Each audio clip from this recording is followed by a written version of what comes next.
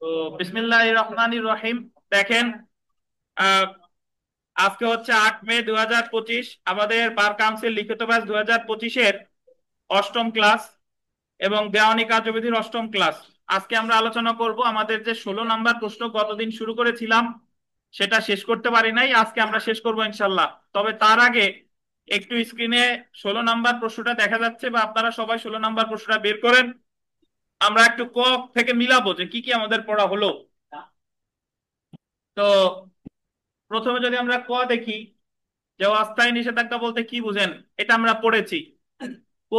কোন আইনের বিধান বলে অস্থায়ী নিষেধাজ্ঞার আদেশ প্রদান করেন, এটা আমরা পড়েছি 39 আদেশের 1 আর 2 বিধি। অস্থায়ী নিষেধাজ্ঞার আদেশ প্রদানের পূর্বে আদালত কি কি বিষয় বিবেচনা করে থাকেন, ওই যে প্রাইমা ফেসি কেস, তারপরে অপরিণীয় ক্ষতি, সুবিধা অসুবিধার ভারসাম্য, জনস্বার্থ, ন্যায় বিচারের স্বার্থে ইত্যাদি। তারপরে দেখেন, অস্থায়ী নিষেধাজ্ঞার আদেশ কার বিরুদ্ধে এবং কখন থেকে কার্যকর হয়, এটাও আমরা পড়েছি। তারপরে দেখেন, অস্থায়ী নিষেধাজ্ঞা এবং অন্তর্বর্তীকালীন নিষেধাজ্ঞার পার্থক্য সমূহ উল্লেখ করুন, এটাও পড়েছি। এবং অস্থায়ী নিষেধাজ্ঞার আদেশ অমান্য করে একজন বিবাদী নালিশি ভূমি হতে বাদীকে বেদখল করলে বাদী কি কি প্রতিকার প্রার্থনা করতে পারে, এটাও আমরা কি করেছি। এবং তখন যে মিস ভায়োলেশন কেস দায়ের করতে হয় নাকি। আচ্ছা। এবং আপনাদের এই যে গতদিন একটা সমস্যামূলক প্রশ্ন, এই জামাল কামালের একটা আছে, জামাল আর রহিম, আর কামাল ফেনী সিনিয়র সহকারী জজ, এই দুইটাই আমরা একটা আলোচনা করেছিলাম, আর একটা দিছিলাম আপনাদের হোমওয়ার্ক, যেটা আজকে লিখে দেখাবেন। আমরা এর পরের প্রশ্নটা দেখেন, এটা ভিভিআই আসার মতো প্রশ্ন একবার এসেছিল, যে no order of ad interim or temporary injunction without hearing the opposite party is permissible. The code of civil procedure 1908-এর আদেশ 39-এ বর্ণিত বিধানের আলোকে এই প্রস্তাবনাকে আপনি কিভাবে মূল্যায়ন করবেন। তো এখানে একটা বিষয়, আপনারা অনেকেই আহ ইংরেজি দেখলে ভয় পান, এবং এ জায়গায় কি আছে আমরা আগে একটু পড়ি। এর সবগুলো শব্দের অর্থ আপনি জানেন, কোনোটা আপনার অজানা নয়। তো এখানে ভয় পাবার কোনো কারণ নাই।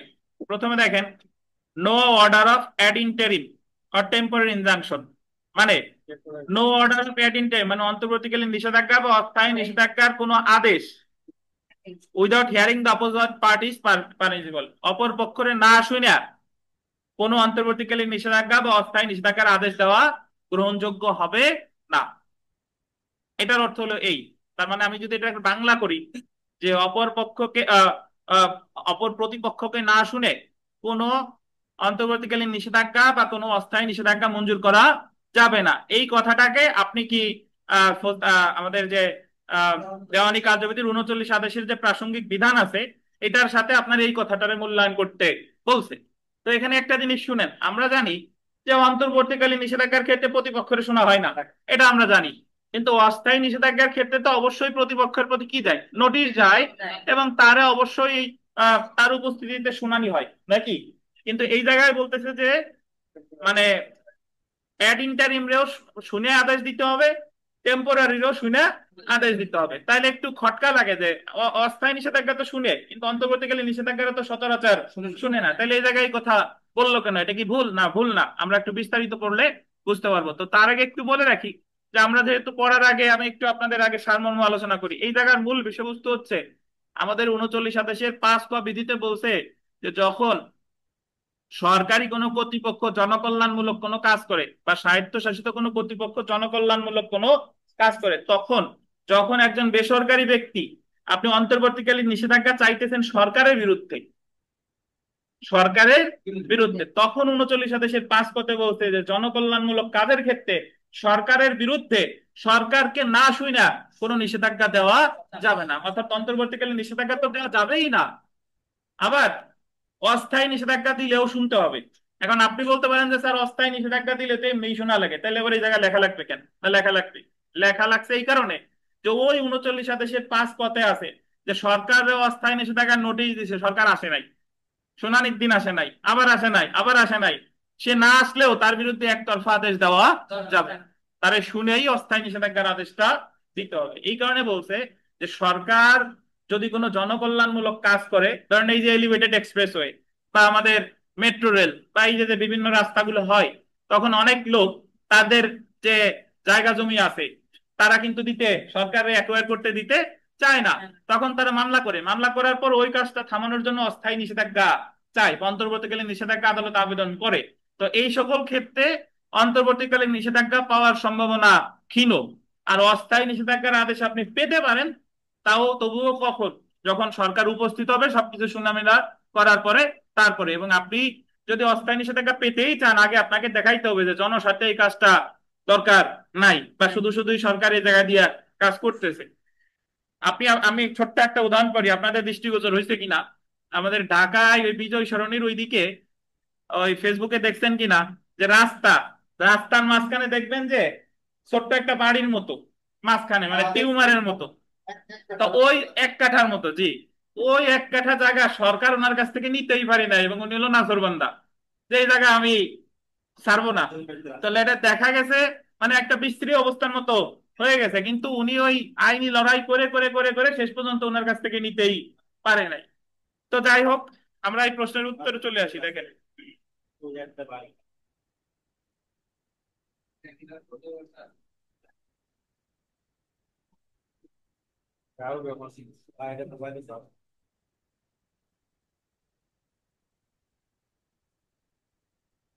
আচ্ছা দেখেন, এটার বাংলা হলো, এই যে দেখেন, অপর পক্ষকে শুনানির সুযোগ না দিয়ে অন্তর্বর্তীকালীন বা অস্থায়ী নিষেধাজ্ঞা মঞ্জুর করা যাবে না। পাইছেন তানভীর, পাইছেন? অপর পক্ষকে শুনানির সুযোগ না দিয়ে আহ অন্তর্বর্তীকালীন বা অস্থায়ী নিষেধাজ্ঞা মঞ্জুর করা যাবে না। তো তারপরে আপনি দেখেন 39 আদেশের 5 ক বিধি অনুসারে, এই কথাটা বলছে 5 কতে।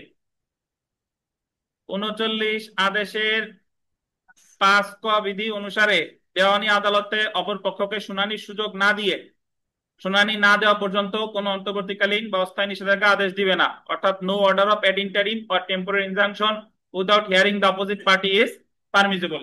পাইছেন? এখন দেখেন, বেসরকারি ব্যক্তি সরকারের বিরুদ্ধে নিষেধাজ্ঞার আবেদন করলে, এটা একটু আন্ডারলাইন করে লিখতে হবে আপনাদের ভালো করে। এই জায়গায় বেসরকারি ব্যক্তি নিষেধাজ্ঞার আবেদন করছে কার বিরুদ্ধে? মানে এই জায়গায় বাদী কে? বেসরকারি। আর বিবাদী হচ্ছে স্বয়ং সরকার। দেওয়ানি কার্যবিধির 39 আদেশের 5 ক-1 বিধি এর অধীন আদালত সরকারি কর্তৃপক্ষকে শুনানির সুযোগ না দিয়ে সরকার, বা আন্ডারলাইন করবেন, বা বিধিবদ্ধ কর্তৃপক্ষের বিরুদ্ধে, আন্ডারলাইন করবেন, এই শব্দটা করলেন, একতরফা শব্দটা করলেন, একতরফা অন্তর্বর্তীকালীন বা অস্থায়ী নিষেধাজ্ঞা মঞ্জুর করবে না। যে ক্ষেত্রে, এই যে কারণগুলা দেখেন, যে ক্ষেত্রে কোন বেসরকারি ব্যক্তি বা কর্তৃপক্ষ সরকারের বিরুদ্ধে বা বিধিবদ্ধ সরকারি কর্তৃপক্ষের বিরুদ্ধে অন্তর্বর্তীকালীন বা অস্থায়ী নিষেধাজ্ঞার আবেদন করেছে, তাহলে এই জায়গায় আবেদনটা করছে কে? বেসরকারি ব্যক্তি। কার বিরুদ্ধে? সরকারের বিরুদ্ধে, অথবা কি কোন বিধিবদ্ধ কর্তৃপক্ষের বিরুদ্ধে। বিধিবদ্ধ কর্তৃপক্ষ চিনেন আপনারা? আপনাদের পরীক্ষা নিচ্ছে কে? বাংলাদেশ বার কাউন্সিল একটা বিধিবদ্ধ কর্তৃপক্ষ, সকল পাবলিক ইউনিভার্সিটি একটা বিধিবদ্ধ কর্তৃপক্ষ। তারপরে দেখেন, এমন নিষেধাজ্ঞার আদেশ সরকারের, আন্ডারলাইন করবেন, কোন উন্নয়ন কর্মসূচি এবং উন্নয়ন কর্মকাণ্ডকে যে ক্ষেত্রে বাধাগ্রস্ত করবে। মানে এই নিষেধাজ্ঞার আদেশ দিলে যদি সরকারের উন্নয়ন কর্মসূচি বা উন্নয়ন কর্মকাণ্ড বাধাগ্রস্ত হওয়ার আশঙ্কা থাকে, তাহলে জীবনও আপনার নিষেধাজ্ঞার আদেশ দিবে না। এমন নিষেধাজ্ঞা জনস্বার্থের জন্য ক্ষতিকর হলে, তাহলে এখানে কয়েকটা জিনিস মাথায় রাখতে হবে। জায়গা নিষেধাজ্ঞা দিবে না, বাদী হইতে হবে বেসরকারি ব্যক্তিকে, আর বিবাদী হইতে হবে কাকে? সরকারকে। এবং সরকারের শুধু বিবাদী, মানে সরকার হলেই আপনি নিষেধাজ্ঞা পেতে পারেন, বাট সরকারকে দেখাইতে হবে যে জায়গা যে কাজটা করতেছে সেটা হলো উন্নয়নমূলক কর্মকাণ্ড, এবং নিষেধাজ্ঞা যদি দেওয়া হয় তাহলে জনস্বার্থ কি ব্যাঘাত করতে পারে। তো এই বিষয়টা বুঝতেন কিনা, যে অন্তর্বর্তীকালীন নিষেধাজ্ঞা তো দিবে না, ভালো কথা, কিন্তু অস্থায়ী নিষেধাজ্ঞার কথা কে বললো কেন? দূর ভুইয়া, অস্থায়ী নিষেধাজ্ঞারও দিবে না, কখন দিবে না বলেন তো?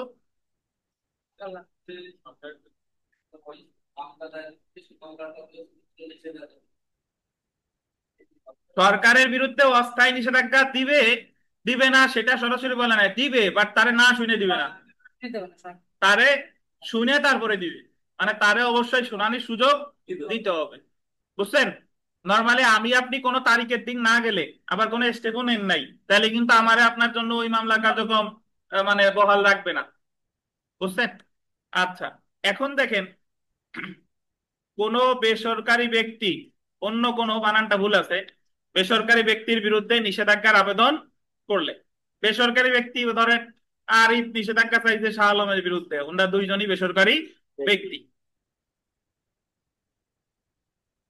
তো দেওয়ানি কার্যবিধির 39 আদেশের 5 ক 2 বিধির অধীন যে ক্ষেত্রে একজন বেসরকারি ব্যক্তি অন্য বেসরকারি ব্যক্তির বিরুদ্ধে অন্তর্বর্তীকালীন বা অস্থায়ী নিষেধাজ্ঞার আবেদন করে, এমন ক্ষেত্রে আদালত অপর পক্ষকে এমন আবেদনের নোটিশ প্রদান করবে। অবশ্যই অপর পক্ষকে কি দিবে? নোটিশ দিবে। মূল মামলার ক্ষেত্রে কি দেয়? সমন। আর কোন দরখাস্তের ক্ষেত্রে কি দেয়? নোটিশ। কিন্তু আদালত যদি মনে করে বিলম্বের কারণে নিষেধাজ্ঞা মঞ্জুরের প্রকৃত উদ্দেশ্য ব্যাহত হতে পারে, সেক্ষেত্রে অপর পক্ষকে নোটিশ প্রদান ব্যতি রেখেই অন্তর্বর্তীকালীন নিষেধাজ্ঞা মঞ্জুর করতে পারে। অর্থাৎ একটু আগে সরকারের ক্ষেত্রে যে সুবিধাটা ছিল, একজন বেসরকারি ব্যক্তির ক্ষেত্রে কিন্তু সেই সুবিধাটা নাই। এখন আবার কেউ প্রশ্ন করেন না, স্যার বেসরকারি ব্যক্তির নাম যদি সরকার হয়, যে অমুক সরকার, সৌম্য সরকার, লাভ নাই। দেখেন, সুতরাং 39 আদেশের 5 ক বিধি অনুযায়ী আদালত সরকারের বিরুদ্ধে সরকারকে শুনানির সুযোগ না দিয়ে কোন অন্তর্বর্তীকালীন বা অস্থায়ী নিষেধাজ্ঞা মঞ্জুর করবে না। অপরদিকে কোন বেসরকারি ব্যক্তির বিরুদ্ধে অন্তর্বর্তীকালীন নিষেধাজ্ঞা মঞ্জুর করতে পারে যদি আদালত মনে করে যে অন্তর্বর্তীকালীন নিষেধাজ্ঞা মঞ্জুর না করলে মকদ্দমার প্রকৃত উদ্দেশ্য বা ন্যায় বিচার কি হতে পারে? ব্যাহত হতে পারে। তাহলে এই প্রশ্নটার মূল উদ্দেশ্য, আপনি দুইটা জিনিস নিয়ে আলোচনা করবেন। একবার হচ্ছে মানে বেসরকারি ব্যক্তি নিষেধাজ্ঞা চাইছে কার বিরুদ্ধে? সরকারের বিরুদ্ধে, তখন পারবে না। আর পরের পার্ট আলোচনা করবেন বেসরকারি ব্যক্তি নিষেধাজ্ঞা চাইছে কার বিরুদ্ধে? বেসরকারি ব্যক্তির বিরুদ্ধে, তখন পারবে। অতএব আলোচনার পরিশেষে বলা যায় যে no order of ad interim or temporary injunction without hearing the opposite party is permissible. অর্থাৎ আদালত অপর পক্ষকে শুনানির সুযোগ না দিয়ে অন্তর্বর্তীকালীন বা অস্থায়ী নিষেধাজ্ঞার আদেশ মঞ্জুর করবে না।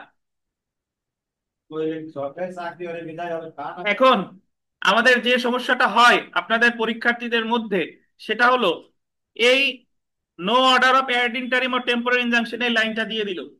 এখন আপনারা করেন কি, আপনাদের মতো করে লিখে যান, কিন্তু ওই প্রশ্নের কোনো জায়গায় এই এই লাইনটার উল্লেখ নাই, শুরুতেও নাই, শেষেও নাই। মানে ওই আপনার একজন ডাকছে, দেখা গেলো ডাকছে, আপনি কথা বলতেছেন অন্য দিক তাকাইয়া, সে প্রশ্ন করতে, ব্যাপারটা অনেকটা এরকম যে আপনার প্রশ্নে যা জানতে চাইছে এই লাইনটা তো অবশ্যই আমার উত্তরের মধ্যে থাকতে হবে। বুঝতে পারছেন? এখন হয় আপনি শুরুতে আনবেন, আর শুরুতে যদি কেউ না আনেন একেবারে কোথায় আনবেন? শেষে আনবেন। এ হলো কথা। আচ্ছা, 2 জায়গায় আনলে তো সমস্যা নাই, আবার আর বেশি জায়গা আনার দরকার নাই। এটা হলো কুমিরের লেজ খাস কাটা খাস কাটা, কিছুক্ষণ পর পরই পারেন না, খালি এই লাইনই দিচ্ছেন, এরকম যেন আবার না হয়। আচ্ছা। আচ্ছা, এখন আমাদের যে জিনিসটা খেয়াল রাখা দরকার, ধরেন যদি এই প্রশ্ন আসছে হুবহু 10 মার্ক, এই লাইনটা দিয়ে উল্লেখ করে দিল, প্রশ্নের মার্ক ধরেন 10, 10 মার্ক যদি আসে, কথা হচ্ছে কি হঠাৎ করে? 10 মার্ক যদি আসে, তাহলে শুধু এতটুক লিখলে হবে না, এর আগে একটু অস্থায়ী নিষেধাজ্ঞা হালকা একটু কি আলোচনা করে নিবেন, তারপরে এটা আলোচনা করবেন। এই জায়গা আছে। আর যদি আসে ধরেন 7-8 বা একটু কম আসছে, তাহলে সরাসরি এইটুক লিখলে হবে। বাট আমি আপনাদের এমন ভাবে শেখানো যে আপনি শিখবেন, আপনার নিজের ওখানে ডিসিশন নিতে হবে যে আমি কি এইটুক লিখবো নাকি আর একটু লেখার দরকার আছে। কখনো কখনো প্রশ্ন আপনি অনেক বড় করে শিখে আসছেন, কিন্তু নাম্বার দিছে মাত্র 5, তাইলে ওই অত বড় লিখতে গেলে তো আমার অনেক সময় লেট হয়ে যাবে। তখন অনেকে বলেন যে স্যার কোন অংশ বাদ দিয়ে কতটুক লিখবো, এটা তো বুঝি না। তো এটা বুঝতে হলে অভিজ্ঞতা অর্জন করতে হবে। অভিজ্ঞতা অর্জন করার জন্য পরীক্ষা দিতে হবে, পড়তে হবে, হঠাৎ করে কোনো জিনিস বোঝা যায় না। হ্যাঁ, বলেন বলেন।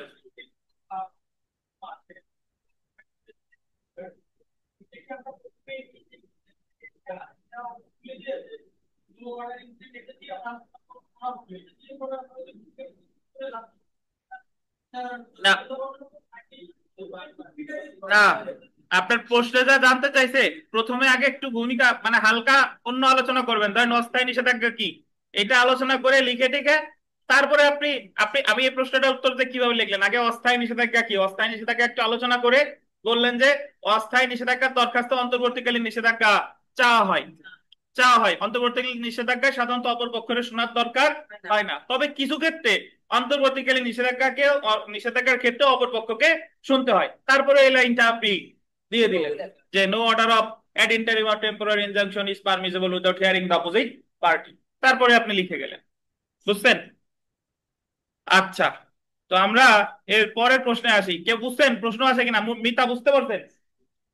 এবং আপনারা লিখতেছেন কিনা আমি জানি না।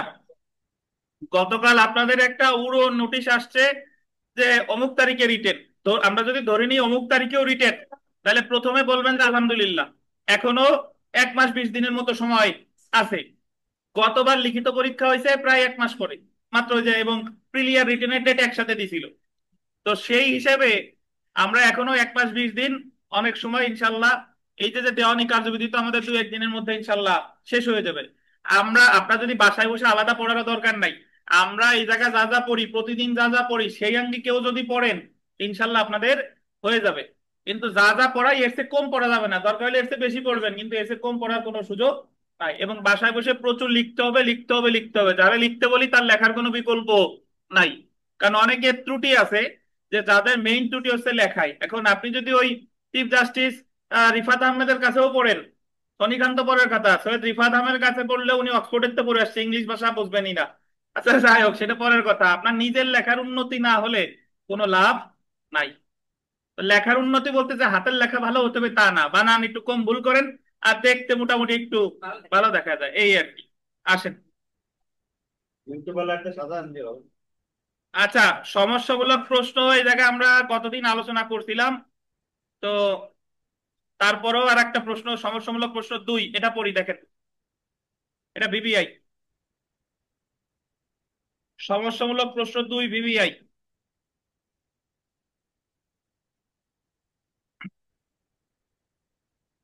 একটি দেওয়ানি মামলায় অস্থায়ী নিষেধাজ্ঞার আদেশ হওয়ার কিছুদিন পর মামলাটি বাদীর অনুপস্থিতির কারণে খারিজ হয়।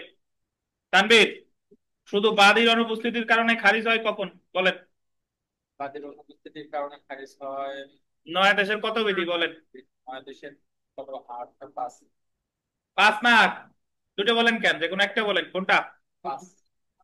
5-এ তো সমন বিনাজারিতে ফেরত আসছে, আবার 5-এ না হবে কততে? ঠিক। অর্থাৎ শুনানির দিন বাদীর পক্ষে একটা অস্থায়ী নিষেধাজ্ঞা আদেশ ছিল, পরবর্তীতে বাদী শুনানির দিন কি আসে নাই, বাদীর মামলাটা কি হয়েছে, খারিজ হয়েছে। পরবর্তীতে মামলাটি দেওয়ানি কার্যবিধির আন্ডারলাইন করেন 9 দেশের 9 বিধি অনুসারে পুনরুজ্জীবিত হয়। আশরাফুল সাহেব, 9 দেশের 9 বিধিতে কি আছে বলেন? খারিজ সম্পর্কে ছয় একটা আপনার হচ্ছে, আর নয়ের নয়তে খারিজ আলোচনা আছে। 9-6-এর সাথে 9-9 সম্পর্ক আছে? নয়ের ছয়টার সাথে একটা হচ্ছে বাকি আসে নাই, খারিজ সেইটা নয় নয় এই মায়ের খায়েন না, 9-6 তো একতরফা ডিগ্রি, আর ডিগ্রির সাথে সম্পর্ক আছে 13-13 ক, আর 9-8-এর সাথে সম্পর্ক আছে 9-9 ক। আচ্ছা, তো তাহলে 9-8-এ যদি খারিজ হয়, তারপরে সেটা পুনর্জীবিত হয়, সে আবেদন করছে 9 দেশের 9-তে, সে সাফিসিয়েন্ট কজ দেখাইছে, করার পর তার মামলা খারিজ আদেশ কি করছে, রদ করে সেটিসফাইড করে মামলাটা আবার আগের অবস্থায় ফিরে গেছে। উক্ত মামলায় অস্থায়ী নিষেধাজ্ঞার আদেশ বলবৎ আছে কি? এই মামলায় বাদী পক্ষে, যে মামলা খারিজ হওয়ার আগে তার পক্ষে একটা অন্তর্বর্তীকালীন মানে একটা অস্থায়ী নিষেধাজ্ঞার আদেশ ছিল।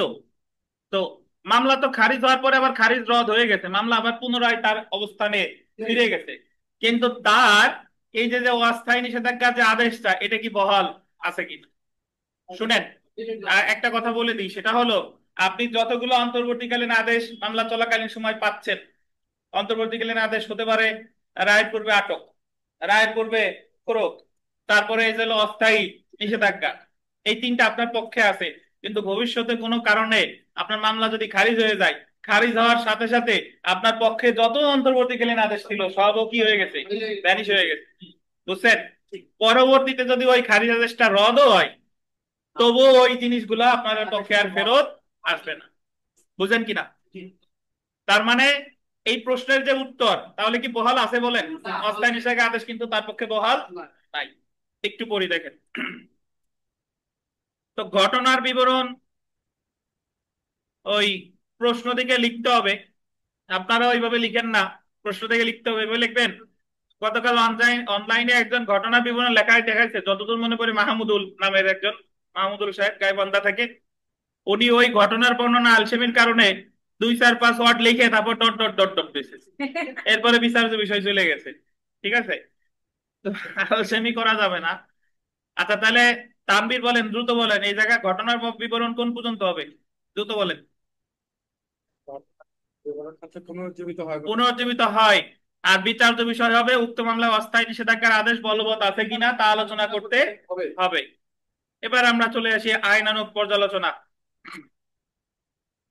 প্রশ্নে উল্লেখিত অস্থায়ী নিষেধাজ্ঞার আদেশটি বলবৎ নেই, কারণ দেওয়ানি কার্যবিধির 39 আদেশের 5-এর 5 ক 3 বিধির অধীন অস্থায়ী নিষেধাজ্ঞার আদেশ প্রাপ্তির পরে, এই এটা আন্ডারলাইন করেন, 5 ক কত, 3, অস্থায়ী নিষেধাজ্ঞার আদেশ প্রাপ্তির পরে বাদীর অনুপস্থিতির কারণে মকদ্দমাটি খারিজ হলে পরবর্তীতে উক্ত মকদ্দমা পুনরুজ্জীবিত হলেও উক্ত অস্থায়ী নিষেধাজ্ঞার আদেশ বলবৎ থাকবে না। কারণ কোন দেওয়ানি মামলা খারিজ হলে ওই মামলায় দেওয়া সব ধরনের, আন্ডারলাইন করেন, সব ধরনের প্রতিকারের পরিসমাপ্তি ঘটে, অর্থাৎ অস্থায়ী নিষেধাজ্ঞা বলবৎ থাকবে না। সব ধরনের প্রতিকারের পরিসমাপ্তি ঘটে, এটার অর্থ হলো not only temporary injunction but also যে কি কি আছে, attachment before judgement, arrest before judgement, এই সবগুলা আপনার মামলা খারিজ হওয়ার সাথে সাথে ওই সুবিধাগুলো আপনার পক্ষে শেষ।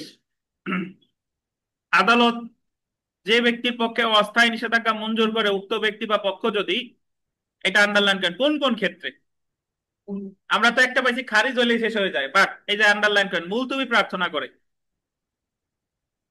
বা মকদ্দমার সময় বাড়ানোর প্রার্থনা করে, অথবা শুনানির জন্য আহ্বান করলে উক্ত পক্ষ যদি হাজির হতে ব্যর্থ হয়। তাহলে এখানেও একটা ভালো কারণ দেখেন, পরীক্ষায় আসলে অনেকেই বলবে যে না খারিজ ওইগুলো বহাল আছে, এইভাবেই উত্তর করবে, বাট অ্যাকচুয়ালি যদি এরকম হয় যে শুধুমাত্র খারিজ হয় নাই, আপনি মুলতবির আবেদনও যদি করেন, তবুও আগের অন্তর্বর্তীকালীন আদেশগুলো কি হয়ে যাবে, বাতিল হয়ে যাবে।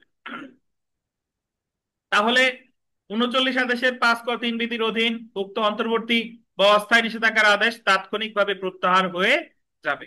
সিদ্ধান্ত, যেহেতু অস্থায়ী নিষেধাজ্ঞার আদেশ কিছুদিন হওয়ার পর বাদীর অনুপস্থিতির কারণে মামলাটি খারিজ হয়েছে, সেহেতু 39 আদেশের 5 ক 3 বিধির অধীন উক্ত অস্থায়ী নিষেধাজ্ঞার আদেশ আর বলবৎ নেই। তাই পরবর্তীতে দেওয়ানি কার্যবিধির 9 আদেশের 9 বিধির অধীনে মামলাটি পুনর্জীবিত হলেও উক্ত অস্থায়ী নিষেধাজ্ঞার আদেশ আর বলবৎ থাকবে না। বুঝলেন? তাহলে বিষয়টা কি বোঝা গেল দীপিকা, যে কোন কোন ধরনের ঘটনা ঘটলে অস্থায়ী নিষেধাজ্ঞার আদেশ বা কোনো অন্তর্বর্তীকালীন আদেশ বাদীর পক্ষে বহাল থাকে না, বা অপর কোনো পক্ষের পক্ষে বহাল থাকে না, কোন কোন ধরনের ঘটনা ঘটলে, দীপিকা কোন কোন ধরনের বলেন, কি বুঝতে পারেন নাই?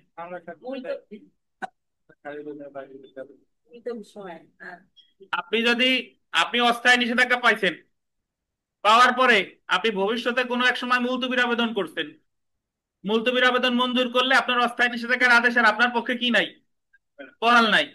বুঝলেন? আপনি মুলতবির আবেদন করেন নাই, আপনার অনুপস্থিতির কারণে মামলাটা কি হয়েছে, খারিজ হয়েছে, পরবর্তীতে ওই খারিজ আদেশটা যদি রদও হয়, তবুও আপনার ওই অস্থায়ী নিষেধাজ্ঞার আদেশ আর বহাল। বুঝছেন এবার?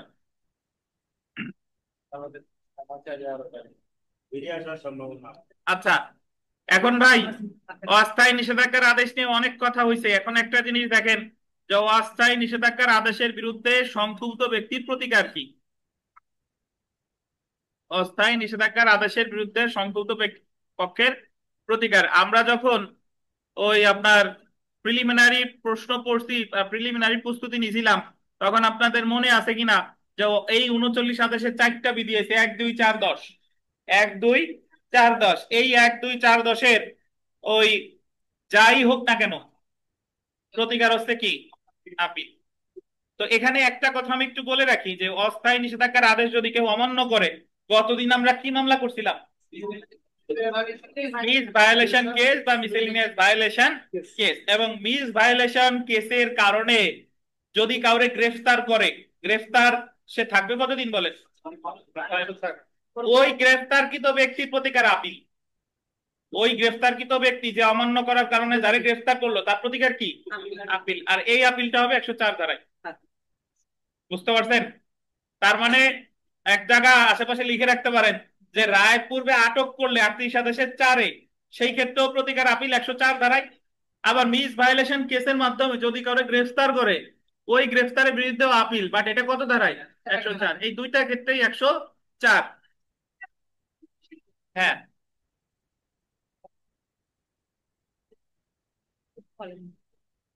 কি আবার বলতে হবে?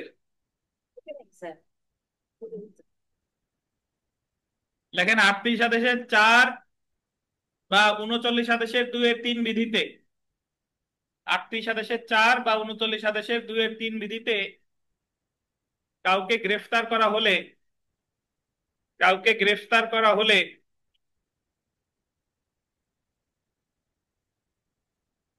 সংক্ষুব্ধ ব্যক্তির প্রতিকার হলো,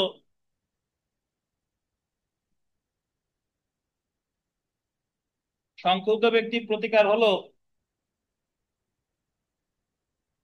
104 ধারায় বিবিধ আপিল দায়ের করা।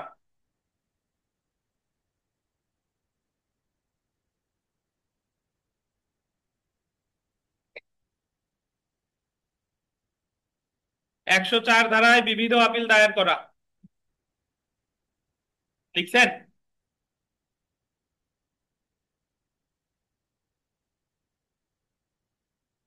রহিম সাহেব আসেন নাই বোধ হয় নাকি আজকে? শাকিল কো? আচ্ছা, আচ্ছা। দেখেন, এখন আমরা একটু চলে আসি যে অস্থায়ী নিষেধাজ্ঞার আদেশ যার বিরুদ্ধে দিয়েছে তার প্রতিকার কি। যার বিরুদ্ধে অস্থায়ী নিষেধাজ্ঞার আদেশ প্রদান করা হয়েছে উক্ত সংক্ষুব্ধ ব্যক্তি নিম্নলিখিত প্রতিকার পেতে পারেন। অস্থায়ী নিষেধাজ্ঞার আদেশ যদি 39 আদেশের 1 বা 2 বিধির অধীন প্রদত্ত হয় তবে সংক্ষুব্ধ ব্যক্তি উক্ত আদেশের বিরুদ্ধে বিবিধ আপিল দায়ের করতে পারে।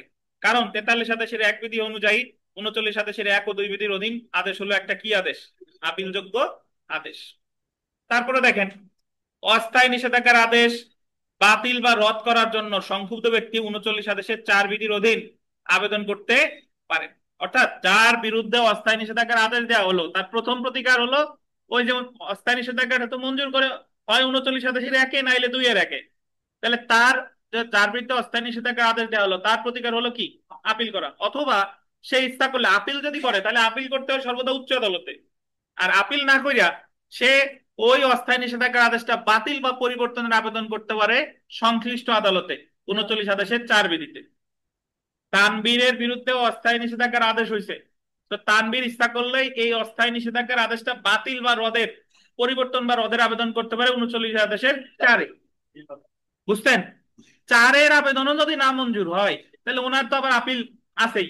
অথবা উনি যদি 39 আদেশের 4-এ না যেতে চায় তাহলে সরাসরিও উনি আপিল করতে পারে 39 আদেশের 1 বা 2-এর 1-এর আদেশের বিরুদ্ধে।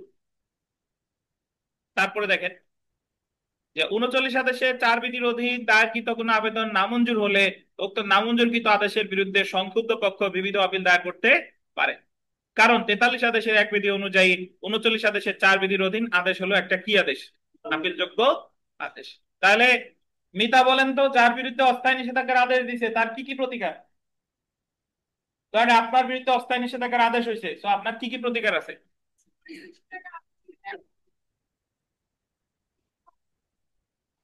আবার রদের আবেদন নামঞ্জুর হইলেও তো আপিল আছেই। তো কোনটা করবেন আপনার আগে আপনি যাবেন সুবিধা? দেখেন, সেম আদালতে কেটে নেব। আচ্ছা, এছাড়া এখানে বিশেষভাবে উল্লেখ্য যে এটা থার্ড ব্র্যাকেটের মধ্যে, এছাড়া এখানে বিশেষভাবে উল্লেখ্য যে 39 আদেশের 1, 2, 4 ও 10 বিধির অধীন দরখাস্ত মঞ্জুর বা নামঞ্জুর যাই হোক না কেন সংক্ষুব্ধ পক্ষ উক্ত আদেশের বিরুদ্ধে 43 আদেশের 1 বিধির অধীন উচ্চ আদালতে বিবিধ আপিল দায়ের করতে পারে।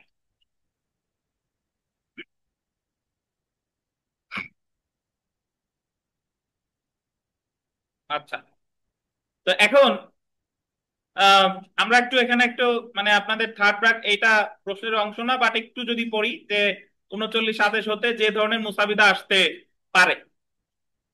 অস্থায়ী নিষেধাজ্ঞার দরখাস্ত আসতে পারে, অস্থায়ী নিষেধাজ্ঞার বিরুদ্ধে আপত্তির দরখাস্ত আসতে পারে, 39 আদেশের 2-এর 3 বিধির অধীন মিস ভায়োলেশন কেসের দরখাস্ত আসতে পারে। আর 39 আদেশের 7 বিধির অধীন স্থানীয় পরিদর্শনের দরখাস্ত আসতে পারে। স্থানীয় পরিদর্শন কিন্তু আমরা এর আগে পড়ে ফেলেছি, যে আপনার ওই স্থানীয় তদন্ত আর স্থানীয় পরিদর্শন মনে আছে কিনা আপনাদের? জি। উপরোক্ত মুসাবেদা সম্পর্কে এই জায়গা যাই আসুক না কেন আমরা কিন্তু অলরেডি আলোচনা করছি। তো এই জায়গা আমরা একটু অস্থায়ী নিষেধাজ্ঞার যে দরখাস্ত এইগুলো সম্পর্কে একটু ধারণা লাভ করি। দেখেন, আচ্ছা, অনলাইনে এক ভাই প্রশ্ন করতেন 104 ধারার আপিল। 104 ধারার আপিল খুব সোজা, দুইটা কথা বলছি। এক হলো 38 আদেশে 4 বিধিতে যদি কাউরে গ্রেফতার করে তখন তার প্রতিকার আপিল 104 ধারায়। আর একটা হলো গতদিন আমরা পড়ছি যে মিস ভায়োলেশন কেসের মাধ্যমে যদি কাউকে গ্রেফতার করা হয় তারও প্রতিকার 104 ধারায় আপিল। এখন আমরা একটা প্রশ্ন করি, দেখেন একই ধরনের প্রশ্ন 3বার এসেছে বাংলাদেশ বার কাউন্সিল পরীক্ষায়। 2004-এ এসেছে, 12-তে এসেছে, 11-তে এসেছে, দেখছেন? তো করিম ঢাকার সহকারী জজ আদালতে তার সত্য ঘোষণা ও দখল সাব্যস্তকরণের জন্য তার প্রতিবেশী রহিমের বিরুদ্ধে মামলা দায়ের করে।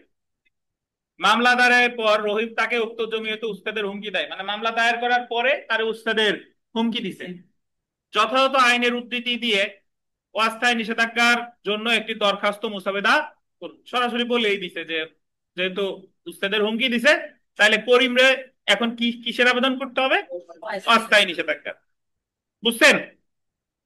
আচ্ছা, এখন আমরা এই 3টা প্রশ্ন একই, সো আমরা 3টা না পড়ি, সরাসরি মুসাবেদায় চলে যাই। দেখেন, মোকাম 5ম সহকারী জজ আদালত, ঢাকা। এই জায়গায় মোকাম যার যার ইচ্ছা মতো দিবেন, কোনো সমস্যা নাই। সূত্র দেওয়ানি মামলা নং 22/2012। করিম পিতা মোহাম্মদ আলাউদ্দিন, এত কলাবাগান থানা, এই ডট ডট বাদী দরখাস্তকারী। এখন কেউ জিজ্ঞাসা করেন না যে স্যার এর আগে তো পিতা টিতা কিছু দেন নাই। এর আগেও আপনি দিতে পারেন, এখনো দিতে পারেন, দিলেও সমস্যা নাই, না দিলেও সমস্যা নাই। বনাম রহিম পিতা অমুক থানা কলাবাগান এত ডট ডট ডট হচ্ছে কি বিবাদী। তো বিষয়ে চলে আসি আমরা। বিষয় বাদীর পক্ষে দেওয়ানি কার্যবিধির 39 আদেশের 1 বিধি ও 151 ধারা মতে অস্থায়ী নিষেধাজ্ঞার আবেদন। অনেক বইতে দেখবেন যে ওনারা 39 আদেশের 1 ও 2 বিধি এবং 151 ধারা মতে অস্থায়ী নিষেধাজ্ঞার আবেদন। এই জায়গায় 2 বিধি উল্লেখ করার প্রয়োজন নাই। কেন নাই? কারণ এই জায়গা তো জমি জমার তারে বেদখলের হুমকি দিছে, আর আমরা জানি স্থাবর সম্পত্তি সম্পর্কিত অস্থায়ী নিষেধাজ্ঞা চাইতে হয় 39 আদেশের কত বিধি?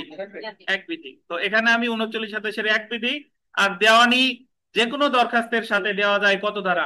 151 ধারা। তো চলে আসি বাদী পক্ষের বিনীত নিবেদন এই যে অত্র আদালতের এখতিয়ারাধীন নিম্ন তফসিল বর্ণিত ভুক্ত সম্পত্তি নিয়ে বাদী বিবাদীর বিরুদ্ধে চিরস্থায়ী নিষেধাজ্ঞার এবং বিবাদী কর্তৃক দেখানো জাল দলিল বাদীর উপর বাধ্যকর নয় বলে ঘোষণামূলক মামলা দায়ের করে। বিস্তারিত বর্ণনা দিবেন একটু। তফসিলভুক্ত সম্পত্তি আর.এস. এত নং খতিয়ানের আর.এস. এত নং দাগের 12 শতক জমির মালিক ছিলেন আলাউদ্দিন। এখন এই জায়গায় আপনি বলতে পারেন স্যার মূল প্রশ্ন তো আর.এস. টার.এস কিছু নাই, এটা কোত্থেকে আসলো? এটা আপনি ইচ্ছা করলে দিবেন, না দিলে সমস্যা নাই। আচ্ছা, না বুঝলে এই জায়গায় যাওয়া লাগবে না।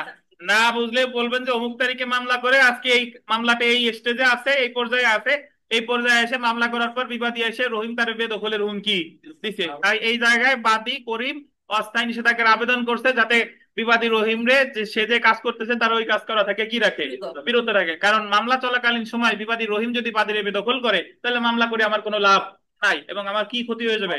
অপূরণীয় ক্ষতি হয়ে যাবে। তাই উপরোক্ত কারণ সময় বিবেচনা করে ন্যায় বিচারের স্বার্থে করিমের পক্ষে একটা অস্থায়ী নিষেধাজ্ঞা মঞ্জুর করতে মর্জি হয়। এই তো কথা, বুঝছেন? কিন্তু এই জায়গা তো অনেক কথা বলা থাকবে। আচ্ছা, মোহাম্মদ আলাউদ্দিন মারা যাওয়ার পর পুত্র মোহাম্মদ করিম এত 32 শতক জমি ব্যবহার করতে গেলে বিবাদী রহিম দাবি করে যে তিনি উক্ত সম্পত্তি করিমের পিতা মোহাম্মদ আলাউদ্দিনের নিকটতে ক্রয় করেছে, এই মর্মে তিনি একটি দলিল দেখান। বাদী দাবি করে যে উক্ত দলিল জাল এবং বিবাদী কোনোভাবে সম্পত্তির মালিক বা হকদার না। তারপরে দেখেন বাদী উক্ত দলিলটা জাল বলে ঘোষণা করতে 42 ধারায় এবং 54 ধারায় বিবাদীকে উক্ত সম্পত্তি ব্যবহারে স্থায়ীভাবে বিরত রাখতে মোকদ্দমা দায়ের করে। বর্তমানে উক্ত সম্পত্তির দাম বহু গুণে বৃদ্ধি পেয়েছে এবং বিবাদী বাদীকে উক্ত সম্পত্তি কম মূল্যে বিক্রয়ের প্রস্তাব দিলে তা অস্বীকার করে। বিবাদীর প্রস্তাবে বাদী রাজি না হয়, বিবাদী বাদীর উপর ভীষণভাবে ক্ষিপ্ত হয় এবং এত তারিখে বিবাদী এলাকার কিছু সন্ত্রাসী লোকজন নিয়ে জোরপূর্বক উক্ত সম্পত্তি কি করতে চায়, দখল করতে চায় এবং উক্ত স্থানের সীমানা প্রাচীর নির্মাণ করার জন্য প্রয়োজনীয় উপকরণ সরবরাহ করতে থাকে, কিন্তু স্থানীয় লোকজনের বাধার কারণে বিবাদী কি হয়, ব্যর্থ হয়। তারপরে দেখেন, আহ তবে বিবাদীগণ যাওয়ার সময় বাদীকে এই মর্মে হুমকি দিয়ে গেছে যে অচিরে সে আরো অধিক সংখ্যক লোকজন নিয়ে এসে উক্ত সম্পত্তি দখল করবে এবং সেখানে নির্মাণ কাজ শুরু করবে। তারপরে দেখেন, বাদী অত্যন্ত নিরীহ ও সরল প্রকৃতির লোক বটে, এমন অবস্থায় মকদ্দমা নিষ্পত্তি না হওয়া পর্যন্ত যেন বিবাদীগণ জোরপূর্বক বিরোধী সম্পত্তিতে প্রবেশ করতে না পারে এবং সেখান থেকে বাদীকে বেদখল করতে না পারে এবং উক্ত সম্পত্তির বর্তমান রূপ এবং অবস্থার যেন পরিবর্তন না করতে পারে, সেই জন্য বিবাদীকে অস্থায়ী নিষেধাজ্ঞার মাধ্যমে বারিত করা প্রয়োজন। অন্যথায় বাদীর অপরিণীয় ক্ষতি হয়ে যাবে।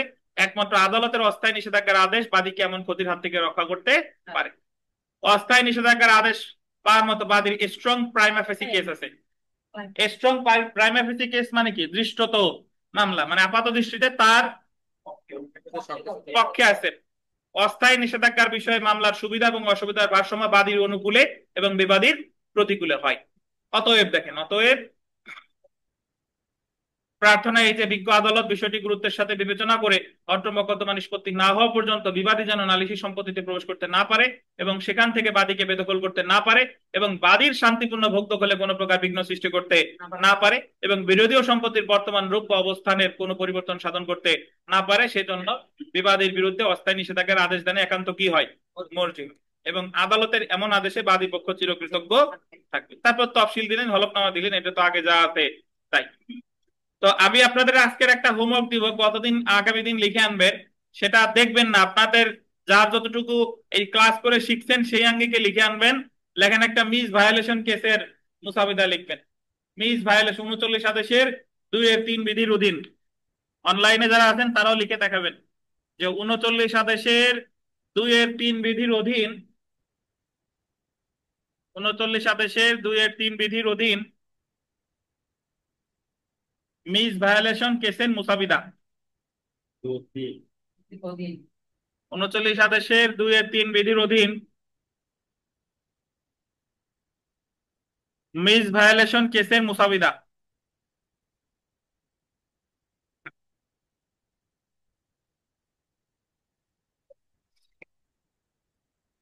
আচ্ছা।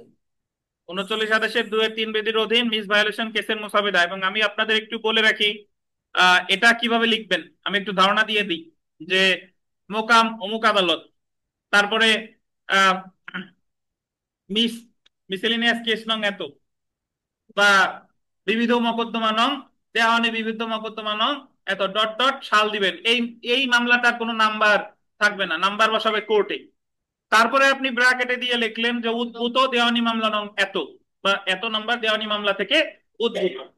তারপরে যে দরখাস্ত করতেছে তার নাম, বনাম যার বিরুদ্ধে করতেছে তার নাম, বিষয় দেওয়ানি কার্যবিধির 39 আদেশের 2-3 বিধি অনুসারে পদক্ষেপ গ্রহণ প্রসঙ্গ।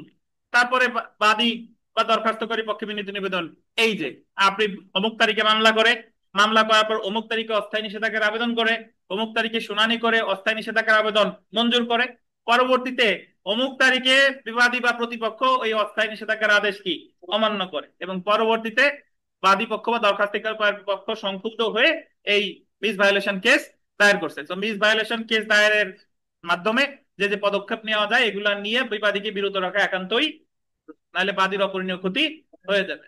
তারপরে আপনি তফসিল থাকলে দিলেন, নাহলে হলফনামা থাকলে দিলেন, এই হলো সিস্টেম। বুঝতে পারছেন? এটা আপনি আপনার মতো কল্পনা করে লিখবেন, মানে আপনার কিভাবে লিখলে ভালো হয়, তবে কোনো বই টই লিখবেন না, বই টই দেখবেন না। অবশ্যই একটা মামলা থাকা লাগবে, মিস ভায়োলেশন কেস সরাসরি করা যায় না। তো এই ছিল আমাদের অস্থায়ী নিষেধাজ্ঞা সম্পর্কিত বিস্তারিত আলোচনা। অস্থায়ী নিষেধাজ্ঞা খুবই গুরুত্বপূর্ণ, খুবই খুবই খুবই গুরুত্বপূর্ণ। এবং আমি আপনাদের এই মুহূর্তে একটা প্রশ্ন লিখতে দেয়, একটু লিখে দেখান। এই 10 মিনিট হলো সময়, অনলাইন অফলাইনে যারা আছেন একটু লিখে দেখান। সেটা একটু লেখেন যে এই স্থায়ী এবং অস্থায়ী নিষেধাজ্ঞার মধ্যে পার্থক্য। স্থায়ী এবং অস্থায়ী নিষেধাজ্ঞার মধ্যে পার্থক্য। অনলাইন অফলাইনে যারা আছেন 10 মিনিট সময়, এই যে 6টা 3 বাজে 4 থেকে কাউন্ট হবে, 6টা 14-র মধ্যে লিখে দেখাবেন।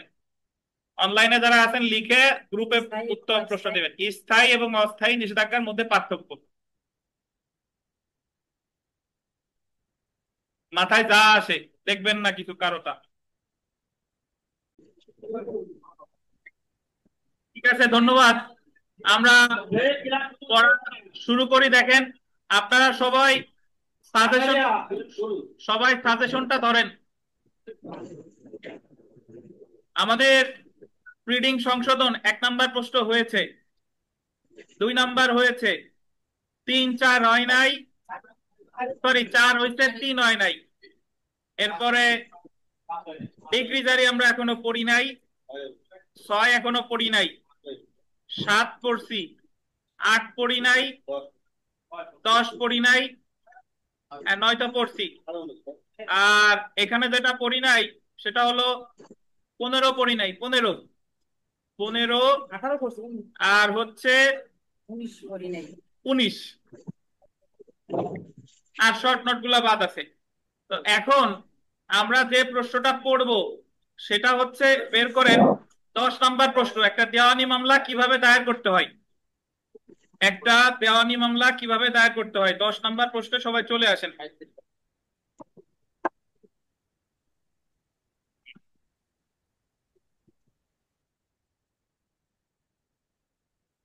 এবং 10 নাম্বার প্রশ্ন আলোচনা করা হয়েছে 37 পেজের মাঝামাঝিতে, দেখেন 37 নাম্বার পেজ।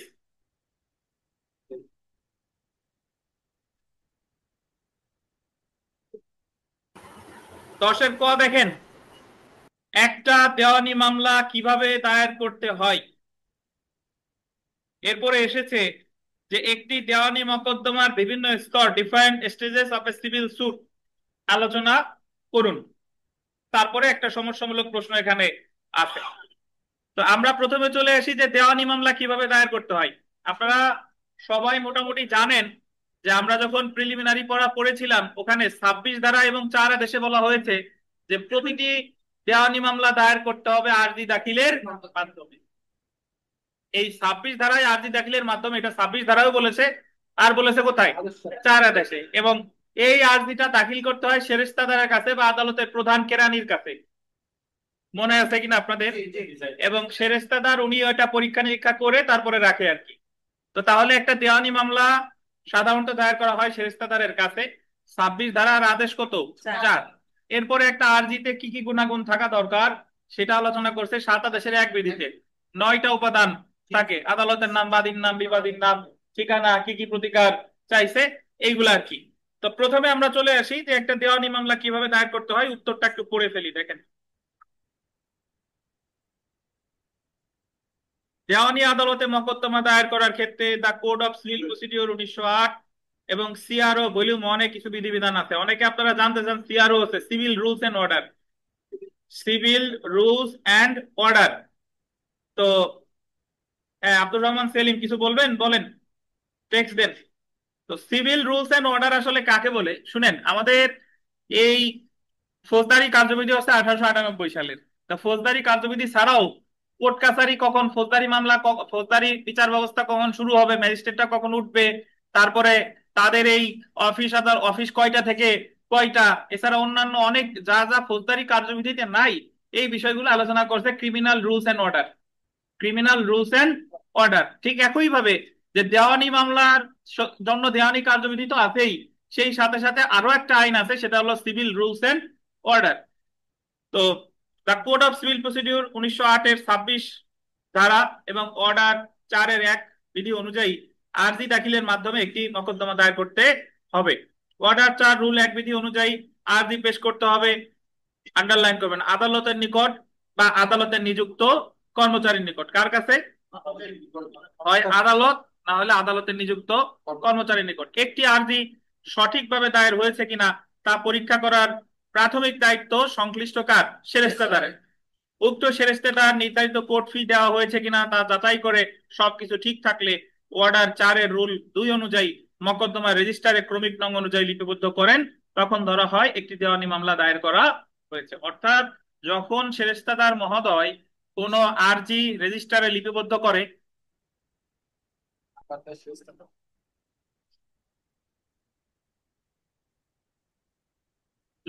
করে, তখনই দেওয়ানি মামলা দায়ের করা হয়েছে বলে গণ্য হবে।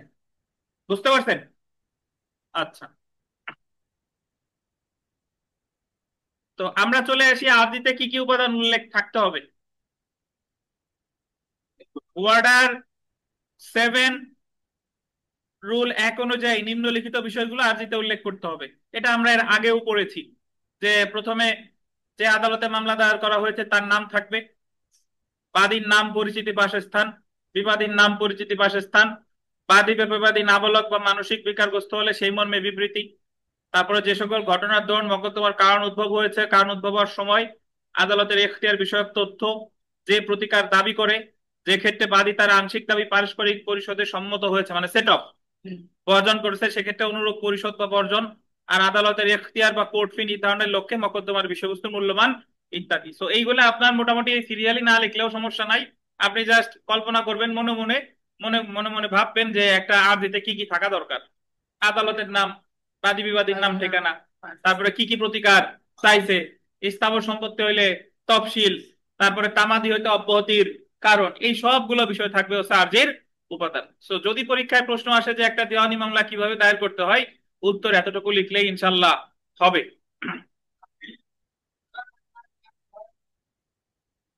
আচ্ছা, এখন আমরা চলে আসি যে একটা দেওয়ানি মকদ্দমার বিভিন্ন স্তর, দেওয়ানি মকদ্দমার বিভিন্ন স্তর। শুনেন, এই প্রশ্নটা আপনারা যারা আমাদের সাথে প্রিলিমিনারিতে ছিলেন তাদের এমনিতে হয়ে যাওয়ার কথা, তারপরে আমি একটু বলি শুনেন, তারপরে আমরা বইয়ের সাথে দাগাবো। প্রথমে একটা দেওয়ানি মামলার শুরু হয় আরজি দাখিলের মাধ্যমে। তাহলে দেওয়ানি মামলার প্রথম যে ধাপটা সেটা হলো আরজি দাখিল। আচ্ছা, আরজি দাখিলের পরে সমন জারির জন্য সমন ফেরত আসার একটা দিন থাকে যেটা বলে সার্ভিস রিটার্ন। সার্ভিস রিটার্ন, তাহলে পরবর্তী স্তর হচ্ছে সার্ভিস রিটার্ন, মানে সমন জারি বা সমন জারি অন্তে ফেরত আসার একটা দিন থাকে। আচ্ছা, তারপরে হচ্ছে লিখিত জবাব। সমন যখন জারি হয়ে গেল বিবাদী পক্ষ দিবে কি? লিখিত জবাব। তাহলে প্রথমে আরজি দাখিল, সমন জারি, লিখিত জবাব। বুঝতে পারছেন? লিখিত জবাব দাখিলের পরবর্তী যে স্তর সেটা হলো এডিআর, অল্টারনেটিভ ডিসপুট রেজুলেশন, মধ্যস্থতায় যাবে। যদি মধ্যস্থতা সফল হলে তো হলো, মধ্যস্থতা সফল না হলে তারপর ইস্যু গঠন হবে। তো আমি একটু ধারা ওয়াইজ বলি যে আরজি দাখিল প্রথম স্তর, আরজি দাখিল সম্পর্কে আলোচনা করছে 26 ধারা, আর আদেশ হচ্ছে 4, আর আরজি কিভাবে তৈরি করতে হবে এটা বলছে 6 ও 7, 6 ও 7 আদেশ। আচ্ছা, এরপর সমন, সমন সম্পর্কে আলোচনা করছে 27 থেকে 32 ধারা, আর আদেশ কত? 8। এরপরে হচ্ছে লিখিত জবাব, লিখিত জবাব রিটেন স্টেটমেন্ট, সংক্ষেপে ডব্লিউএস বলে। তো এই লিখিত জবাবটা আছে আদেশ কত? 8। 8-এর সাথে সাথে 6 আদেশের বিধান অনুসরণ করতে হবে। তারপরের ধাপ আমরা বললাম বিকল্প পদ্ধতিতে বিরোধ নিষ্পত্তি বা এডিআর, অল্টারনেটিভ ডিসপুট রেজুলেশন। এটা 89 ক থেকে 89 ক বা 89 ওয়া পর্যন্ত বলতে পারেন, বা শুধু 89 ক বললেও সমস্যা নাই। তো তারপরে যদি বিকল্প পদ্ধতিতে বিরোধ নিষ্পত্তি সম্ভব না হয়, তারপরে মামলাটার ইস্যু গঠন হবে। আর এই ইস্যু গঠনটা আছে 14 আদেশে। কত আদেশ? 14 আদেশ। এরপর ইস্যু গঠন হওয়ার আপনার 10 দিনের মধ্যে এক পক্ষ আর এক পক্ষের প্রশ্নমালা দেয়, মনে আছে কিনা? আবিষ্কার আর পরিদর্শন 11 আদেশ, এবং ধারা হচ্ছে 30। সো আবিষ্কার এবং পরিদর্শন মানে ডিসকভারি এন্ড ইন্সপেকশন, ইস্যু গঠনের পরে স্টেপ হচ্ছে 30 ধারা, বা আবিষ্কার বা পরিদর্শন এটা আছে 30 ধারা, আর আদেশ হচ্ছে কত? 11। আচ্ছা, এরপরে তারপরে স্টেপ হচ্ছে settling date for peremptory hearing, মানে চূড়ান্ত শুনানির দিন নির্ধারণ। 14 আদেশের 8 বিধিতে বলা হয়েছে যে বিচার্য বিষয় গঠনের 120 দিনের মধ্যে চূড়ান্ত শুনানির দিন নির্ধারণ করতে হবে। এটা আছে 14 আদেশের কততে? 8। তারপরে স্টেপ হচ্ছে পিএইচ, পারেমটরি হিয়ারিং বা ফাইনাল হিয়ারিং, যখন চূড়ান্ত শুনানির দিন নির্ধারণ হয়ে যাবে তখন এই চূড়ান্ত শুনানির দিন নির্ধারণের 120 কার্য দিবসের মধ্যে চূড়ান্ত শুনানিটা শেষ করতে হবে। এটা আছে 18 আদেশের 19 বিধি। কত বিধি? 18 আদেশের 19। এরপরে ফার্দার পারেমটরি হিয়ারিং এফপিএইচ, যদি চূড়ান্ত শুনানি ওই সময়ের মধ্যে শেষ করা না যায় তাহলে অধিকতর চূড়ান্ত শুনানি করবে এফপিআইস। এটার জন্য আলাদা কোনো আদেশ নাই, ওই 18 আদেশই মনে রাখেন। তারপরে একটা মামলায় যুক্তিতর্ক আর্গুমেন্ট, এই যুক্তিতর্ক 18 আদেশেই আছে। তারপরের যে ধাপ সেটা হচ্ছে রায়, জাজমেন্ট। জাজমেন্ট সম্পর্কে আলোচনা করছে 20 আদেশে।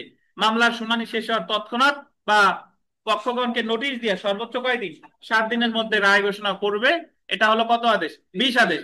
এবং রায় ঘোষণার 7 দিনের মধ্যে ডিক্রি দিবে। রায়ের তারিখ আর ডিক্রির তারিখ একই। এটাই কত আদেশ? 20 আদেশ।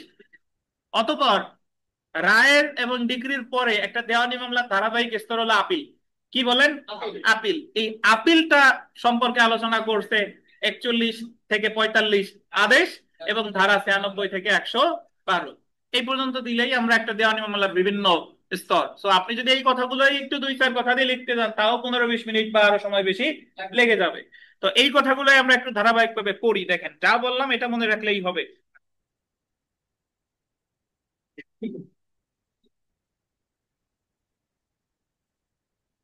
দেওয়ানি মকদ্দমার বিভিন্ন স্তর। একটি দেওয়ানি মকদ্দমার বিভিন্ন স্তর নিম্নে আলোচনা করা হলো। পাইছেন? প্রথমে চলে এসে আরজি দাখিল, প্লেইন্ট। দেওয়ানি কার্যবিধি 1908 এর 26 ধারা এবং 4 আদেশ অনুযায়ী প্রতিটি দেওয়ানি মকদ্দমা শুরু হয় আরজি দাখিলের মাধ্যমে। সাধারণত বাদী যে লিখিত দরখাস্তের মাধ্যমে সে তার প্রতিকার প্রার্থনা করে এটাকেই কি বলে? আরজি বা প্লেইন্ট। তারপরে দেখেন সমন জারি, সার্ভিস রিটার্নস। আরজি দাখিলের পর দেওয়ানি মকদ্দমার পরবর্তী পর্যায়ে হলো বিবাদী বরাবর সমন জারি। সমন জারির প্রক্রিয়া সম্পর্কে দেওয়ানি কার্যবিধির 5 আদেশে আর ধারা কত 27 থেকে 32 পর্যন্ত আলোচনা করা হয়েছে। তারপরে দেখেন লিখিত জবাব বা রিটেন স্টেটমেন্ট। সমন জারির পরে দেওয়ানি মকদ্দমার পরবর্তী পর্যায়ে হলো বিবাদী কর্তৃক লিখিত জবাব দাখিল। আদেশ 8 অনুযায়ী লিখিত জবাব দাখিলের সর্বোচ্চ সময় কত? 60 কার্য দিবস। তারপরের ধাপে আসেন বিকল্প পদ্ধতিতে বিরোধ নিষ্পত্তি বা এডিআর বা অল্টারনেটিভ ডিসপুট রেজুলেশন। লিখিত জবাব দাখিলের পর একটি দেওয়ানি মকদ্দমার পরবর্তী পর্যায়ে হলো বিকল্প পদ্ধতিতে বিরোধ নিষ্পত্তি। দেওয়ানি কার্যবিধিতে বিকল্প পদ্ধতিতে বিরোধ নিষ্পত্তির দুটি পদ্ধতি আছে। একটা হলো কি? মধ্যস্থতা 89 ক, আর একটা হলো সালিশ 89 খ। তারপরে চলে আসেন বিচার্য বিষয় গঠন বা ফ্রেমিং ইস্যুস। বিকল্প পদ্ধতিতে বিরোধ নিষ্পত্তি না হলে মকদ্দমার বিচার্য বিষয় গঠন করা হয়। দেওয়ানি কার্যবিধির 14 আদেশে বিচার্য বিষয় গঠন সম্পর্কে আলোচনা করা হয়েছে। মকদ্দমার প্রথম শুনানি বা লিখিত জবাব দাখিল যেটা পরে ঘটে তার 15 দিনের মধ্যে বিচার্য বিষয় গঠন করা হয়। তারপরের ধাপ দেখেন 30 ধারা বা আবিষ্কার ও উদ্ঘাটন, ডিসকভারি অ্যান্ড ইন্সপেকশন। ইস্যু গঠনের পরবর্তী পর্যায়ে হলো আবিষ্কার ও উদ্ঘাটন, যা দেওয়ানি কার্যবিধির 30 ধারা এবং 11 আদেশে আলোচনা করা হয়েছে। বিচার্য বিষয় গঠনের 10 দিনের মধ্যে মকদ্দমার এক পক্ষ অন্য পক্ষের নিকট থেকে কোনো প্রশ্নমালা প্রেরণ বা দলিল পরিদর্শনের আবেদন জানাতে পারেন। একেই আবিষ্কার ও উদ্ঘাটন। তো তারপরে আমরা চলে আসি চূড়ান্ত শুনানির দিন নির্ধারণ। এটাকে ইংরেজিতে কি বলে? Settling date for peremptory hearing. এই এসডিপিএইচ, আমাদের দেওয়ানি মামলার একটা স্টেজ আছে এসডিপিএইচ। দেখেন দেওয়ানি কার্যবিধির 14 আদেশের 8 বিধি অনুসারে বিচার্য বিষয় গঠনের 120 দিনের মধ্যে মকদ্দমার চূড়ান্ত শুনানির দিন নির্ধারণ করা হয়, যাকে এসডিপিএইচ বা settling date for peremptory hearing বলে। তারপরের যে ধাপ সেটা হলো আপনার দেখেন চূড়ান্ত শুনানি বা পিএইচ, পারেন্টরি হিয়ারিং। এর আরেকটা ইংরেজি প্রতিশব্দ হলো ফাইনাল হিয়ারিং। দেওয়ানি কার্যবিধির 18 আদেশের 19 বিধি অনুসারে এসডিপিএইচ এর 120 কার্য দিবসের মধ্যে চূড়ান্ত শুনানি শেষ করতে হবে। তারপরে দেখেন অধিকতর চূড়ান্ত শুনানি বা পিএইচ এফপিএস, ফার্দার পারেন্টাল হিয়ারিং। 120 কার্য দিবসের মধ্যে চূড়ান্ত শুনানি সমাপ্ত না হলে আদালত অধিকতর চূড়ান্ত শুনানি করতে পারে। এবং তারপর দেখেন যুক্তিতর্ক বা আর্গুমেন্ট। চূড়ান্ত শুনানি সমাপ্ত হলে মকদ্দমার উভয় পক্ষ যুক্তিতর্ক উপস্থাপন করবে। আপনাদের মনে আছে কিনা যে বলেন তো যুক্তিতর্ক প্রথমে শুরু করবে কে, বাদী না বিবাদী? যুক্তিতর্ক শুরু করবে বাদী। আচ্ছা, এরপরে আমরা চলে আসি রায় বা ডিক্রি। রায় বা ডিক্রি বা জাজমেন্ট এন্ড ডিক্রি। দেওয়ানি কার্যবিধির 20 আদেশে রায় ও ডিক্রি সম্পর্কে আলোচনা করা হয়েছে।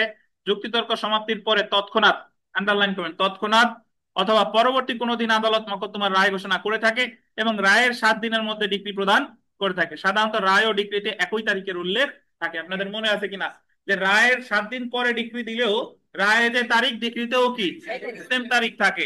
এবং সবশেষে হচ্ছে আপিল। রায় বা ডিক্রির বিরুদ্ধে সংক্ষুব্ধ পক্ষ উচ্চ আদালতে আপিল করতে পারেন। আপিল সম্পর্কে 96 থেকে 112 ধারার অধীন এবং 41 থেকে 45 আদেশে আলোচনা করা হয়েছে।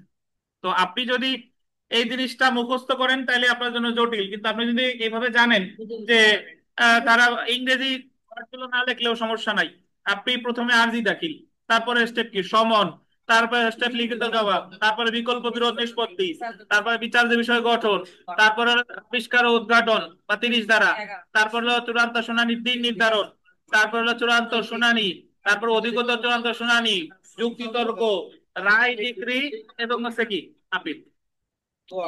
এবং এবং এই জিনিসটার সুফল আপনি পাবেন যখন আপনি ভাইবা যাবেন।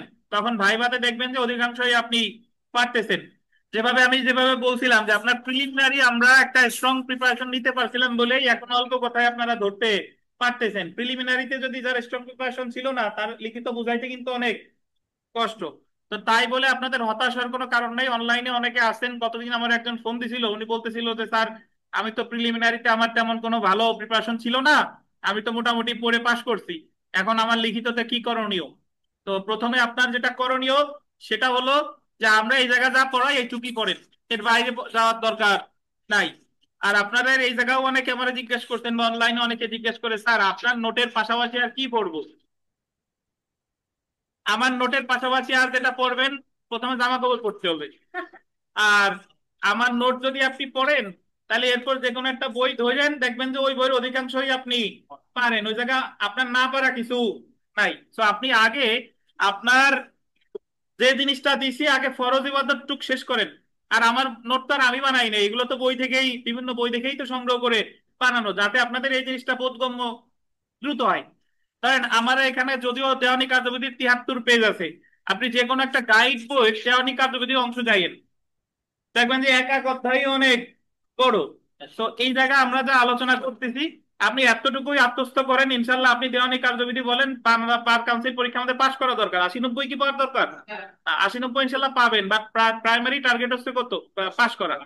তো ইনশাল্লাহ পাশ করবেন, এর বাইরে কিছু করার দরকার নাই।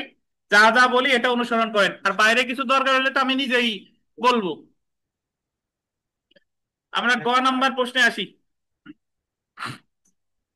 এটা ভিভিআই এবং প্রিলিমিনারিতে আমরা পড়ছি। দেখেন, কামাল তার বাড়ি জামালেকে বার্ষিক 1200 টাকায় ভাড়া দেয়। 2005, 2006, 2007 সালের সমুদয় ভাড়া বাকি এবং অপরিশোধিত থাকে। কয় বছরের ভাড়া বাকি? 3 বছরের। 2008 সালে কামাল জামালের বিরুদ্ধে শুধু 2006 সালের ভাড়ার জন্য মামলা করে। কামাল কি পরবর্তীতে জামালের বিরুদ্ধে 2005 বা 2007 সালের ভাড়ার জন্য মামলা করতে পারবে? যুক্তি সহ উত্তর দাও। এটা আমরা প্রিলিতে পড়ছি না? যখন প্রিলিতে আমরা দুইটা জিনিস পড়ছি, একটা হলো যে যখন আপনার একটা দাবি থাকে তাহলে একটা দাবির পুরোটাই চাইবেন। যদি একটা দাবির কোনো অংশ চান বাকি অংশ চান নাই, তাহলে পরে আর ওটা চাওয়া যাবে না। উদাহরণস্বরূপ বলি যে আমার কাছ থেকে আনারুল হক সাহেব 5 লাখ টাকা ধার নিছে। এখন ওনার বিরুদ্ধে যদি আমি অর্থদের মামলা করি তাহলে আমার 5 লাখ টাকা চেয়েই মামলা করতে হবে। আমি যদি 3 লাখ টাকা চাইছি আর 2 লাখ টাকা চাই নাই, তাহলে পরবর্তীতে ওই 2 লাখের জন্য আমি আলাদা আর মামলা দায়ের করতে পারবো না। এই বিধানটা আছে 2 আদেশে। এটার বলে বার টু ফার্দার সুট, ধারা ধারা আছে 12 ধারা, 12 ধারা। এবং এই বার টু ফার্দার সুট এক জায়গায় আমরা অলরেডি পড়ে এসেছি, পরবর্তী মামলা দায়েরের বাধা। 9 আদেশের 8 বিধিতে যদি কোনো মামলা খারিজ হয় তাহলে নতুন মামলা দায়ের করা যাবে না, এটা বলছে 9 আদেশের 9 বিধিতে। ঠিক একই ভাবে যে ক্ষেত্রে আপনার একটা প্রতিকার চাওয়ার সুযোগ ছিল, ওই পুরো একটা না চেয়ে যদি আপনি অর্ধেক চান বা কোনো অংশ বাদ দেন, তাহলে পরবর্তীতে ওই বাদ দেওয়া অংশটুকু আর চাইতে পারবেন না। অথবা 2 আদেশের 2-এর 3 বিধিতে আর একটা কথা আছে, সেটা হলো যখন আপনার একাধিক প্রতিকার আছে তাহলে একাধিক প্রতিকার চেয়েই আপনাকে মামলা করতে হবে। যদি আপনি একটা চান, দুইটা চান, একটা দুইটা বাদ দিচ্ছেন, ওই বাদ দেওয়া গুলো পরবর্তী আর চাইতে পারবেন না। তো এই জায়গায় ভাড়া পায় 2005, 2006, 2007, বাট সে ভাড়া চেয়ে মামলা করছে কয় সালের? 1 সালের। তাহলে বাকি 2 সালের অধিকার সে পরিত্যাগ করেছে বলে গণ্য হবে। সে যদি 2 বছর চাইতো, 1 বছর চাই নাই, 1 বছরটা পরে চাইতে পারতো? পরে চাইতে পারতো না। তবে কথা আছে, যদি আপনি আদালতের অনুমতি নেন তাইলে আবার চাইতে পারবে। আমি বললাম যে ওনার আমি 1 বছরের চাইছি, ভবিষ্যতে আরো 2 বছরের আমি চাইতে চাই, এবং আদালত যদি আপনার অনুমতি দেয় পরবর্তীতে আপনি 2 বছরেরটাও চাইতে পারবেন, বাট আদালত অনুমতি না দিলে পারবেন না। তো আমরা একটু চলে আসি, দেখেন ঘটনার বর্ণনা। আচ্ছা ধন্যবাদ, আসতেছি। একজন বলছে যে এই জায়গায় কনস্ট্রাকটিভ প্রেজুডিকাটা হবে কিনা, একটু পরে আসতেছি, বলতেছি শোনেন। আগে ঘটনার বর্ণনা। কামাল তার বাড়ি জামালকে বার্ষিক এত টাকায় ভাড়া দেয়। ঘটনা বর্ণনা তো যা জানতে চাইছে তার আগ পর্যন্ত, আমরা বিচার্য বিষয়ে চলে যাই। কামাল পরবর্তীতে জামালের বিরুদ্ধে 205 বা 2005 বা 2007 সালের ভাড়ার জন্য মামলা করতে পারবে কিনা তা আলোচনা করতে হবে। আইনগত পর্যালোচনা দেখেন, কামাল পরবর্তীতে জামালের বিরুদ্ধে 2005 বা 2007 সালের ভাড়ার জন্য মামলা করতে পারবে না, কারণ দেওয়ানি কার্যবিধির আন্ডারলাইন করবেন 2 আদেশের 2-3 বিধিতে আছে যে কোন ক্ষেত্রে বাদী মামলার একই বিষয়বস্তু সম্পর্কে একাধিক প্রতিকার দাবি করার অধিকারী হলে সে সমস্ত বা তন্মাত্রে যে কোনো প্রতিকার দাবি করে মামলা করতে পারবে, তবে এটা বলতেন আদালতের অনুমতি ব্যতীত। আদালতের অনুমতি ব্যতীত উক্তরূপ প্রতিকারগুলোর মধ্যে কোনোটি দাবি না করে থাকলে পরে সেরূপ কোনো প্রতিকার দাবি করা চলবে না। যেহেতু কামাল শুধু 2006 সালের ভাড়ার জন্য মামলা দায়ের করেছে, তাই সে 2005 ও 2007 সালের ভাড়ার দাবি পরিত্যাগ করেছে বলে কি হবে? গণ্য হবে। সিদ্ধান্ত দেখেন, সুতরাং দেওয়ানি কার্যবিধির 2 আদেশের 2-3 বিধি অনুসারে কামাল পরবর্তীতে জামালের বিরুদ্ধে 2005 বা 2007 সালের ভাড়ার জন্য মামলা করতে পারবে না। আচ্ছা,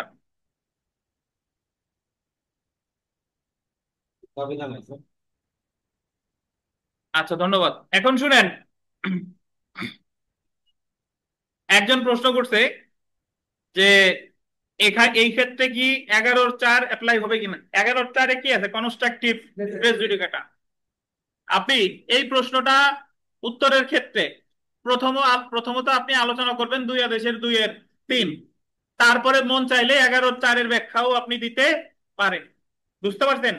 বাট আমার যেটা অবশ্যই দেওয়া লাগবে সেটা হলো 2 আদেশের কত? 2-3, কারণ এটা সরাসরি 2 আদেশের 2-3-এর উদাহরণ। আচ্ছা, এখন ধরেন একজন পরীক্ষা দিতে গেছেন, এখন তার 2 আদেশের 2-3 বিধি সম্পর্কে তার কোনো ধারণা নাই, বাট সে এতটুকু বুঝতেছে যে এই মামলাটা পরবর্তীতে দায়ের করা যাবে না বা দায়ের করলেও প্রতিকার হবে না, তার মাথায় আছে কনস্ট্রাকটিভ রেস জুডিকাটা। তাহলে সে কনস্ট্রাকটিভ রেস জুডিকাটা দিয়ে লিখে দিয়ে আসবে। বঙ্গবন্ধু 7 মার্চের ভাষণের মতো যে যার যা কিছু প্রস্তুত যার যা কিছু আছে তাই নিয়ে প্রস্তুত থাকো নাকি। তাহলে আমার লিখিত পরীক্ষা হলো এই যে আমার যতটুকু সম্পদ আছে, আমার মাথায় যতটুকু আছে, এটা সর্বোচ্চ ব্যবহার আমার করতে হবে, কোনোটা ফেলে রেখা আসা যাবে না। তো এক্ষেত্রে এটাও সঠিক, আপনি ওই জিনিস নাই জানতে পারেন, কিন্তু আমার কাছে যে অস্ত্র আছে তাই যে আমি লড়াই জেতার অধিকার মানে সামর্থ্য আমার আছে, তাহলে আপনি 11-4 লিখলেও আপনার ভুল হবে না। তবে 11-4-এর সাথে সাথে যদি 2 আদেশের 2-3 লেখেন তাহলে আরো সঠিক হয় বিষয়টা। বুঝতে পারছেন? শুধু 2 আদেশের 2-3 দিলে সমস্যা নাই। জি। আচ্ছা, একজন প্রশ্ন করছে, স্যার এই প্রশ্নে আইনগত যুক্তি বা ধারা উল্লেখ করতে বলে নাই, এখানে ধারা উল্লেখ না করলে কি নাম্বার পাওয়া যাবে? আচ্ছা, ধারা তো আপনার কোনো জায়গায় ম্যাক্সিমাম জায়গায় উল্লেখ করতে বলে না। ধারার আদেশ আপনার তো একই জিনিস। কারণ আপনি সব আলোচনা করছেন আরজি খারিজ কি। আরজি খারিজ কি দেওয়ানি কার্যবিধিতে আছে, 4টা ক্ষেত্রে আরজি খারিজ করে, কিন্তু ওই জায়গায় 7 আদেশের 11 কোনো জায়গা লেখেন নাই। এখন যদি না মনে না থাকে তার তো দোষের কিছু নাই, কিন্তু যে 7 আদেশের 11 উল্লেখ করছে সে ডেফিনেটলি আপনার চেয়ে বেশি নাম্বার পাবে। বুঝতে পারছেন? কিন্তু তার মানে এই না যে আপনি একেবারে শূন্য পাবেন, কিছু আপনি পাবেন, বাট অবশ্যই ধারা উল্লেখ করলে বা আদেশ উল্লেখ করলে আপনার ওই প্রশ্নের উত্তরপত্রের গ্রহণযোগ্যতা বেড়ে যায়। আশা করি বুঝতে পারছেন। আচ্ছা, আমরা এখন চলে আসব 8 নম্বর প্রশ্নে, চলে আসেন 8 নম্বর।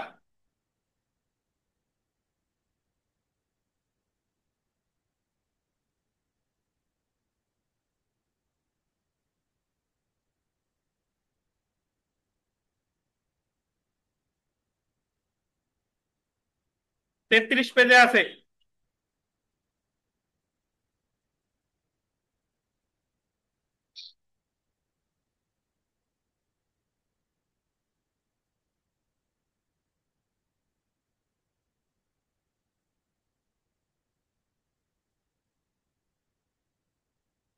8 নম্বর প্রশ্নে আছে, দেখেন যে কি নাই তানভীর?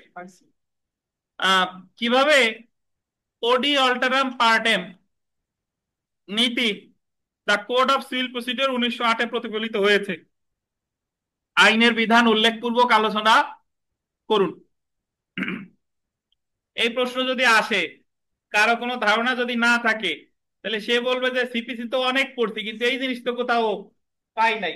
এই ওডি অল্টারাম পার্টেম জিনিসটা আসলে কি? আচ্ছা শুনে, বিষয়টা হলো, ওডি অল্টারাম পার্টেম হলো ন্যাচারাল জাস্টিসের একটা ম্যাগজিম। এটার অর্থ হলো যে অপর পক্ষরে না শুনে কোনো আদেশ দেওয়া যাবে না।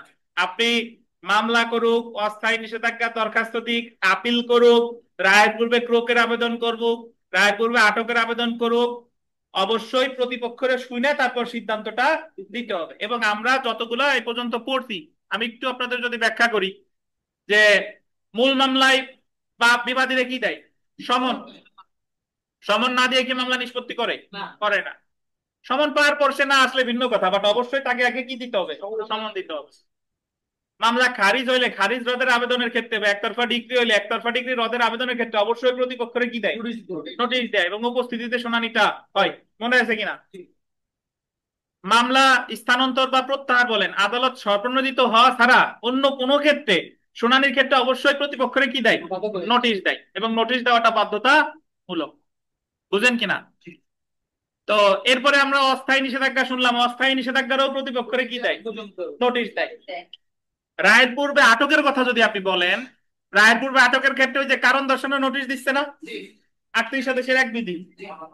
রায়ের পূর্বে ক্রোকের কথা যদি বলেন, সেক্ষেত্রেও কারণ দর্শানোর নোটিশ দিচ্ছে, বা তারে কেন জামানত দিবে না নির্দেশ দিতে আদেশ দেওয়া হয়। মানে আমরা শুধু অন্তর্বর্তীকালীন নিষেধাজ্ঞার ক্ষেত্রে প্রতিপক্ষের না শুনেই আদেশটা দিচ্ছে, আর এ পর্যন্ত অন্যান্য যত যা আছে দেওয়ানি কার্যবিধির যে কোনো দরখাস্তই আপনি দেন না কেন, আপনার দরখাস্তের ভিত্তিতে আদালত কোনো আদেশ দিবে না, অবশ্যই প্রতিপক্ষের নোটিশ দিবে, তাই সে শুনানিতে উপস্থিত হবে, তারপরে আদালত কোনো সিদ্ধান্ত দিবে। এখন এই ওডি অল্টারাম পার্টেম, এটা হচ্ছে ন্যাচারাল জাস্টিসের একটা প্রিন্সিপাল বা নীতি বা ম্যাগজিন বলা যায়। এটার অর্থ হলো যে অপর পক্ষকে শুনে কোনো আদেশ দিতে হবে। No one should be condemn unheard, মানে কাউরে না শুনে কোনো তার শাস্তি দেওয়া যাবে না, বা তারে না শুনে তার বিরুদ্ধে কোনো আদেশ দেওয়া যাবে না, অবশ্যই তাকে আত্মপক্ষ সমর্থনের সুযোগ দিতে হবে। এখন প্রশ্নে জানতে চাইছে যে কিভাবে ওডি অল্টারাম নীতি তা কোড অফ সিভিল প্রসিডিউরে প্রতিফলিত হয়েছে। তো আমি আগে ওডি অল্টারাম নীতি অর্থ কি, আমি বললাম যে ওডি অল্টারাম নীতি অর্থ হলো অবশ্যই প্রতিপক্ষরে শুনে কোনো আদেশ দিতে হবে, কাউকে না শুনে কোনো আদেশ দেওয়া যাবে না। এবং এই নীতিটি দেওয়ানি কার্যবিধির বিভিন্ন জায়গায় প্রতিফলিত হয়েছে। কোন কোন জায়গায় প্রতিফলিত হয়েছে এখন আমি আমার মতো করে আলোচনা করব। যেমন আমি বললাম যে মূল মামলার ক্ষেত্রে প্রতিপক্ষের সমন দেওয়া হয়, এবং সমন দেওয়া হয় 27 থেকে 32 ধারা আছে, আর আদেশ আছে কত? 5 আদেশ। অর্থাৎ প্রতিপক্ষের সমন না দিয়ে কোনো কথা শোনা হয় না, তাই বলা যায় যে মূল মামলার ক্ষেত্রে এই নীতিটি প্রতিফলিত হয়েছে। এরপর আমি বলতে পারি যে মামলা স্থানান্তর বা প্রত্যাহারের দরখাস্তের ক্ষেত্রে 22 এবং 24 ধারায় অবশ্যই প্রতিপক্ষের সমন, প্রতিপক্ষের নোটিশ দিতে হয়, প্রতিপক্ষের নোটিশ না দিয়ে কোনো শুনানি কোনো আদেশ দেওয়া হয় না। তার মানে এখানেও নীতিটি প্রতিফলিত হয়েছে। তারপরে আমি যদি চলে যাই যে 38 আদেশের, আচ্ছা 9-9 বলেন, 9-13 বলেন, এই যে 9-14 বলছে নাকি, 9-14 বলছে খারিজ রদ বা একতরফা ডিক্রি রদের শুনানি অবশ্যই উভয় পক্ষের উপস্থিতিতে অনুষ্ঠিত হতে হবে। তার মানে এই জায়গায় উভয় পক্ষের উপস্থিতিতে শুনানিটা অনুষ্ঠিত হয়। মনে আছে কিনা? তারপরে আপনি বলতে পারেন যে রায়ের পূর্বে ক্রোক বলেন বা আটকের ক্ষেত্রেও অবশ্যই প্রতিপক্ষের উপস্থিতিতেই শুনানি অনুষ্ঠিত হয়। তো আপনি যা যা জানেন এই জিনিসগুলো একটু আলোচনা করে যে অমুক অমুক জায়গায় এই শুনানিগুলো করতে হয়। তারপরে আমি লাস্টে বলে দেবো যে অতএব আলোচনার পরিশেষে বলা যায় যে দেওয়ানি কার্যবিধির বিভিন্ন জায়গায় ওডি অল্টারাম নীতিটি প্রতিফলিত হয়েছে। বুঝেন কিনা? আচ্ছা, এবং তাহলে আমরা একটু প্রশ্নটা আগে পড়ি, দেখেন। এ বিদিকা, এই তাকানকে বোঝেন নাই? ওডি অল্টারাম পার্টেম মানে কি? শুনি মানে প্রতিপক্ষের কাছে শুনি, তারপরে প্রতিপক্ষের কাছে শুনে মানে কি রকম? কোর্টে যত মামলা, এই মামলা প্রতিপক্ষরে স্বাধীন না করায় শুনানি হবে না। আঙ্গুল এরকম করতেছেন কেন? দেখেন, আচ্ছা দেখেন, আচ্ছা ভাই, ন্যাচারাল জাস্টিসের একটি ডক্ট্রিন বা নীতি হলো ওডি অল্টারাম পার্টেম, যার অর্থ হলো অন্য পক্ষকে শোনা বা অন্য পক্ষকেও শুনানির সুযোগ দেওয়া হোক। স্বাভাবিক ন্যায় বিচারের প্রাথমিক শর্ত হলো মকদ্দমার উভয় পক্ষকে শুনে মকদ্দমা নিষ্পত্তি করতে হবে। শুধুমাত্র এক পক্ষকে শুনে মকদ্দমায় কোনো সিদ্ধান্ত উপনীত হওয়া ন্যায় বিচারের পরিপন্থী। দেওয়ানি কার্যবিধিতে নিম্নলিখিত ক্ষেত্রে ওডি অল্টারাম পার্টেম নীতিটি প্রতিফলিত হয়েছে। প্রথমে আমরা যদি চলে আসি, দেখেন বিবাদী প্রতি সমন 27 ধারা আদেশ কত? 5। মামলা খারিজ আদেশ রদের ক্ষেত্রে অবশ্যই বিবাদীকে নোটিশ দিতে হবে। 9 আদেশের কত? 9। একতরফা ডিক্রি রদের ক্ষেত্রে বিরুদ্ধ পক্ষ বা বাদীকে নোটিশ। 9 আদেশের কত? 14। পক্ষগণের আবেদনের ভিত্তিতে মকদ্দমা স্থানান্তরের ক্ষেত্রে নোটিশ 22 ও কত? 24। রায়ের পূর্বে আটক, রায়ের পূর্বে ক্রোকের ক্ষেত্রে 38 আদেশের 1 থেকে কত? 5। অন্তর্বর্তী বা অস্থায়ী নিষেধাজ্ঞার ক্ষেত্রে অপরপক্ষকে নোটিশ 39 আদেশের 5 ক। সরকারের বিরুদ্ধে মকদ্দমা দায়ের করার পূর্বে সরকারকে নোটিশ কত দ্বারা? 79 দ্বারা। তো আপনি এই জায়গায় আমরা 7টা লিখছি, এই 7টা ছাড়া দেওয়ানি কার্যবিধিতে অসংখ্য জায়গায় আছে, এবং এই 7টা তো এক এক কথাই লেখা। যদি প্রশ্নের মার্ক একটু বেশি থাকে তাহলে 7টারে 2-4 কথা একটু বানাবেন, পারবেন না? যে বিবাদীর প্রতি সমন দেয় এত ধারায় এত আলোচনা করছে, একটু ব্যাখ্যা দিবেন। আচ্ছা, উপরিক্ত ক্ষেত্রসমূহ ছাড়াও দেওয়ানি কার্যবিধি 1908 অন্যান্য অনেক বিধানেও পক্ষগণের শুনানির বিষয়ে আলোচনা করা হয়েছে। তাই আলোচনার পরিশেষে বলা যায় যে দেওয়ানি কার্যবিধি 1908 ওডি অল্টারাম পার্টেম নীতিটি যথাযথভাবে প্রতিফলিত হয়েছে। এখন আমাদের এক ভাই জিজ্ঞেস করছে যে হ্যাঁ, সরকার বিরুদ্ধে নোটিশ 80 ধারায় দেয়, 79 ধারা লেখা 80 ধারা আছে। 79 ধারা হলো বাংলাদেশ বাদী বা বিবাদীর ক্ষেত্রে নাম হবে বাংলাদেশ, সেখানে 79 ধারা জায়গায় একটা 80 লিখে রাখেন। আচ্ছা, তো এক ভাই প্রশ্ন জিজ্ঞাসা করছে যে অন্তর্বর্তীকালীন নিষেধাজ্ঞা কি এর ব্যতিক্রম? হ্যাঁ, বলতে পারেন অন্তর্বর্তীকালীন নিষেধাজ্ঞার ক্ষেত্রে প্রতিপক্ষের না শুনেই দেওয়া হয়, তবে ওটাও সাময়িক সময়ের জন্য, ওটা কিন্তু ওটার স্থায়িত্ব কিন্তু চিরকাল না, অস্থায়ী নিষেধাজ্ঞা শুনানির আগ পর্যন্ত। তো দুই একটা ব্যতিক্রম সব জায়গায় থাকে। তাহলে এটা কে কে বুঝেন নাই বলেন? বাদন সাহেব, ওডি অল্টারাম পার্টেম মানে কি?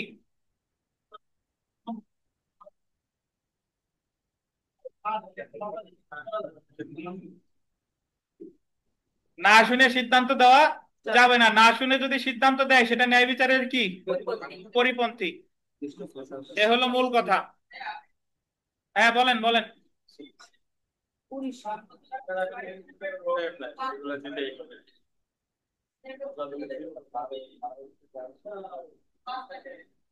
করতে পারে না।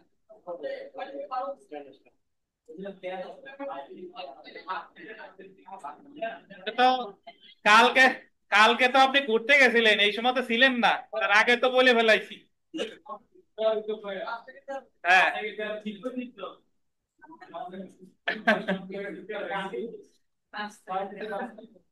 আপনি পরে আসছেন, আলামিন ওটা সংশোধন করে দিছিলাম। 6 থেকে 13। আচ্ছা, একজন লিখছে 9 দেশের 13, 13-র কথা 9 দেশের 14-তে বলা আছে। 13-14 যা যা মন চাই লিখে দিন, কোনোটাই ভুল না, সব সঠিক। আচ্ছা, আমরা আবার সাজেশনে ফিরে আসি। দেখেন, তাহলে এই প্রশ্ন কি সবাই বুঝতে পারছেন? যদি ঠিকটা আছে স্যার একটু ঠিক আছে। ঠিক আছে, একটু কি হবে?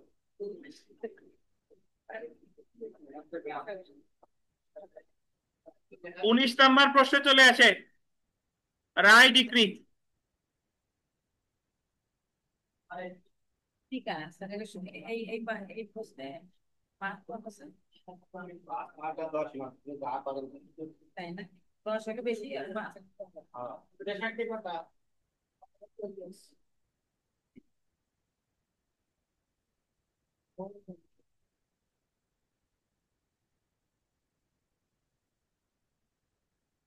আছেন 63 নম্বর পেজে।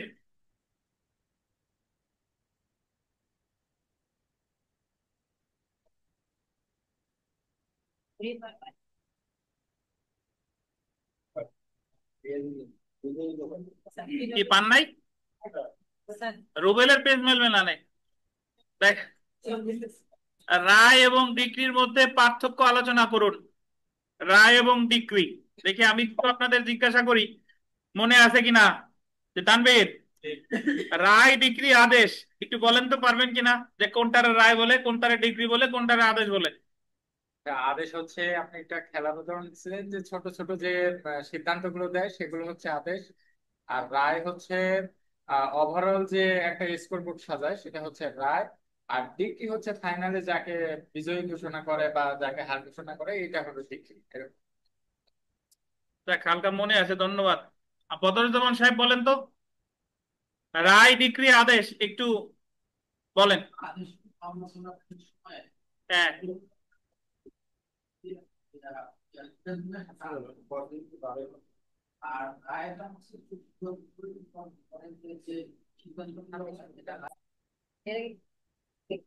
ভাই সবাই একটু মনোযোগ দিয়ে শুনেন।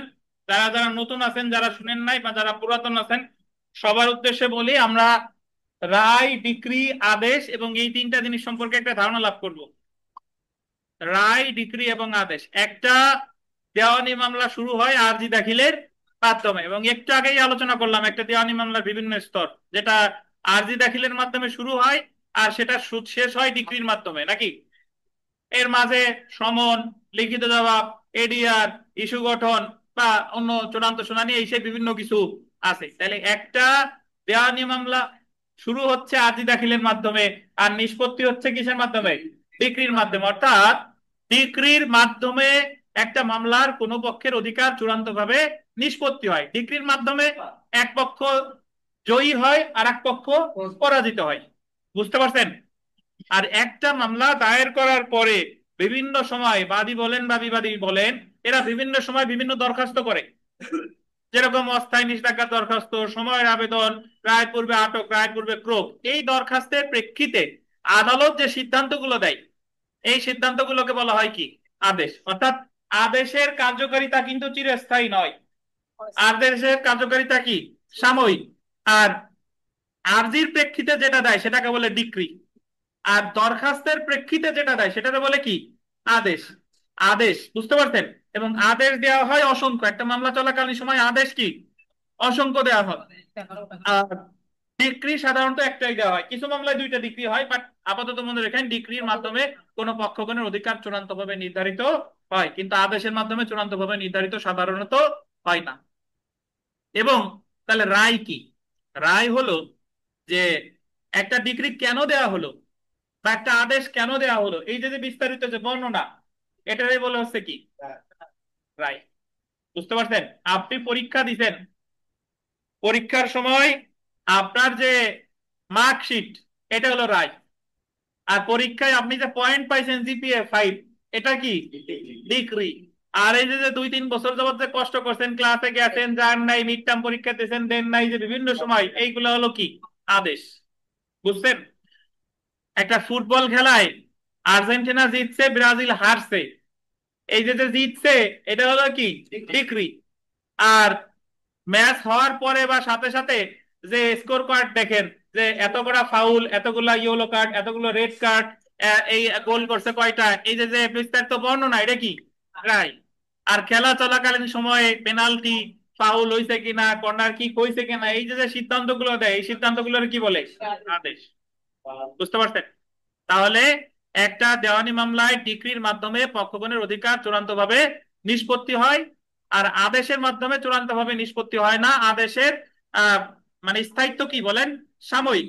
আর একটা ডিগ্রি বা আদেশ কেন দিল, এই যে যে ভিত্তি সময়ের যে বর্ণনা, এটারে বলে কি? রায়। তো আমাদের দেওয়ানি কার্যবিধিতে ডিগ্রি সম্পর্কে আলোচনা করছে 2-2। কত বলেন? 2-2। এবং আদেশ সম্পর্কে আলোচনা করছে 2 কত? 14। আর রায় সম্পর্কে আলোচনা করছে কত? 2-9। একটু করি দেখেন। প্রথমে জানতে চাইছে রায় এবং ডিক্রির মধ্যে পার্থক্য।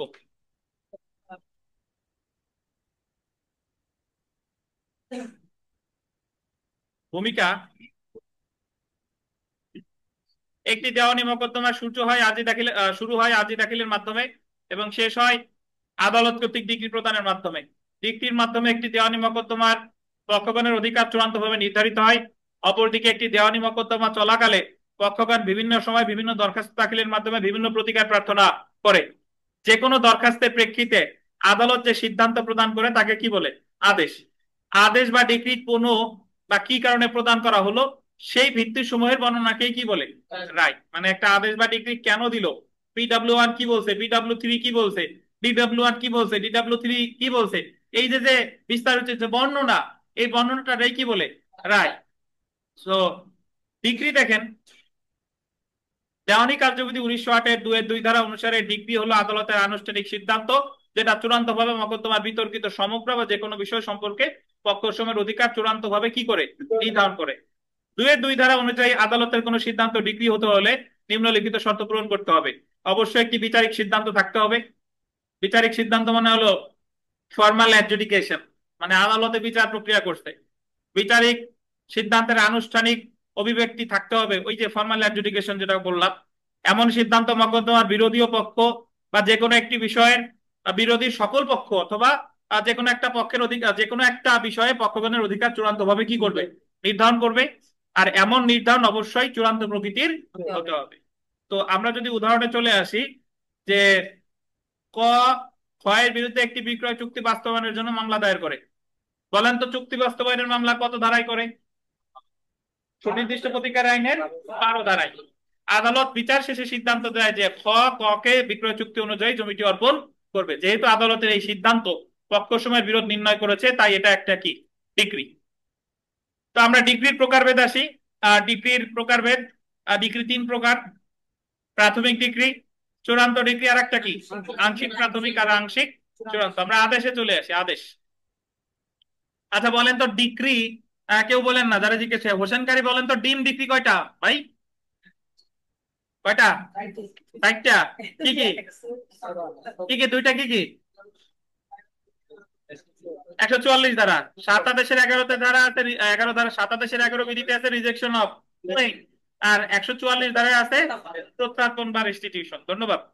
আচ্ছা আদেশ দেখেন, দেওয়ানি কার্যবিধি 1908-এর 2-14 অনুযায়ী আদেশ হলো আদালতের এমন সিদ্ধান্ত যা ডিক্রি নয়। সাধারণত মকদ্দমা চলাকালে আদালত বিভিন্ন প্রকার আদেশ প্রদান করে থাকে। আদেশের মাধ্যমে মকদ্দমার পক্ষসমূহের অধিকার চূড়ান্তভাবে নির্ধারিত হয় তা, যেমন রায়ের পূর্বে ক্রোকের আদেশ, তারপর কি অস্থায়ী নিষেধাজ্ঞার আদেশ ইত্যাদি। আচ্ছা এখন একজন আমাদের প্রশ্ন করছেন একটু আগে যে স্যার প্রশ্নগুলো সিরিয়ালি পড়াইলে ভালো হইতো। এখন আমি যে সাজেশন আপনাদের করছি, এখানে যদি আমি সিরিয়ালি পড়াইতে যাই তাহলে প্রথম প্রশ্নের পরে আমার পড়াইতে হবে আপিল বা ডিক্রি জারি। তো এই জিনিসগুলো আমরা যদি এর আনুষঙ্গিক অন্যান্য বিষয়গুলো যদি না পড়ে আসি, তাহলে আপিল বা ডিক্রি জারি বা আপিল করলে আপনি বুঝবেন না। এই যে যে রায় ডিক্রি, এটা কিন্তু আমাদের বইয়ের প্রথমেই আছে, তো প্রথমে পড়ি নাই কেন? এখন রায়ের পূর্বে ক্রোক, রায়ের পূর্বে আদেশ, এগুলো আমরা বুঝতে পারছি। তো এখন আমরা যে পড়তে গেলে এই জিনিসটা যত ভালো বুঝবেন, ওই মুহূর্তে পড়লে তত ভালো বোঝা যেত না। দেখেন 2-14 ধারা অনুযায়ী আদালতের কোন সিদ্ধান্ত আদেশ হতে হলে নিম্নলিখিত শর্ত পূরণ করতে হবে। মকদ্দমা চলাকালে আদালত এমন সিদ্ধান্ত প্রদান করবে, আদেশের কার্যকারিতা চিরস্থায়ী হবে না, আর কোন পক্ষের অধিকার চূড়ান্ত ভাবে কি নির্ধারণ করবে না। প্রকারভেদ, আমরা তো ওখানে ডিগ্রি পাইছিলাম কয় প্রকার? 3 প্রকার। আর এখানে আদেশ পেয়েছি দেখেন, আহ আদেশ আমরা পেয়েছি 2 প্রকার। একটা হলো আপিল যোগ্য আদেশ, আর একটা হচ্ছে কি আপিল অযোগ্য আদেশ। তো আমরা রায়ে চলে আসি। দেখেন রায়, যে দেওয়ানি কার্যবিধি 1908-এর 2-9 অনুযায়ী ডিগ্রি বা আদেশের ভিত্তি সময়ের বর্ণনাকে রায় বলে। একটি ডিগ্রি বা আদেশ কেন প্রদান করা হলো তা কোথায় উল্লেখ থাকে? রায় উল্লেখ থাকে। তো আমরা এখন প্রশ্নে যদিও পার্থক্য আসছে 2টা, রায় বা ডিগ্রি, বাট আমরা এখন 3টার সামগ্রিক পার্থক্য আলোচনা করব: রায়, ডিগ্রি এবং কি আদেশ। তো আমরা একটু চলে আসি, দেখেন পড়া শুরু করে দিই। যে প্রথমে আমরা চলে আসি সংজ্ঞাগত। ডিক্রি হলো আদালতের আনুষ্ঠানিক সিদ্ধান্ত যেটা চূড়ান্তভাবে মকদ্দমার বিতর্কিত সমগ্র বা যে কোনো বিষয় সম্পর্কে পক্ষসমূহের অধিকার চূড়ান্তভাবে নির্ধারণ করে। তাহলে আমি বলতে পারি যে আপনার যে এই কথাগুলোই হুবহু বলতে হবে এমন কোনো কথা নাই। আপনি বলবেন যে যে আরজি দাখিলের মাধ্যমে আদালত যে প্রতিকার দেয় সেটাকে কি বলে? ডিক্রি। আর ডিক্রির মাধ্যমে মামলার কোনো পক্ষের অধিকার চূড়ান্তভাবে নির্ধারিত হয়। এই তো কথা শেষ। আদেশ দেখেন, আদেশ হলো আদালতের এমন সিদ্ধান্ত যা ডিক্রি নয়। সাধারণত মকদ্দমা চলাকালে আদালত বিভিন্ন প্রকার আদেশ প্রদান করে থাকে। আদেশের মাধ্যমে মকদ্দমার পক্ষসমূহের অধিকার চূড়ান্তভাবে নির্ধারিত হয় না। তো এই কথাগুলো আপনি আপনার ভাষায় লিখলে হবে যে একটা মামলা চলাকালীন সময়ে আদালত বিভিন্ন যে সিদ্ধান্ত প্রদান করে থাকে তারই কি বলে আদেশ। এই আদেশের কার্যকারিতা চিরস্থায়ী হয় না, এই তো কথা শেষ।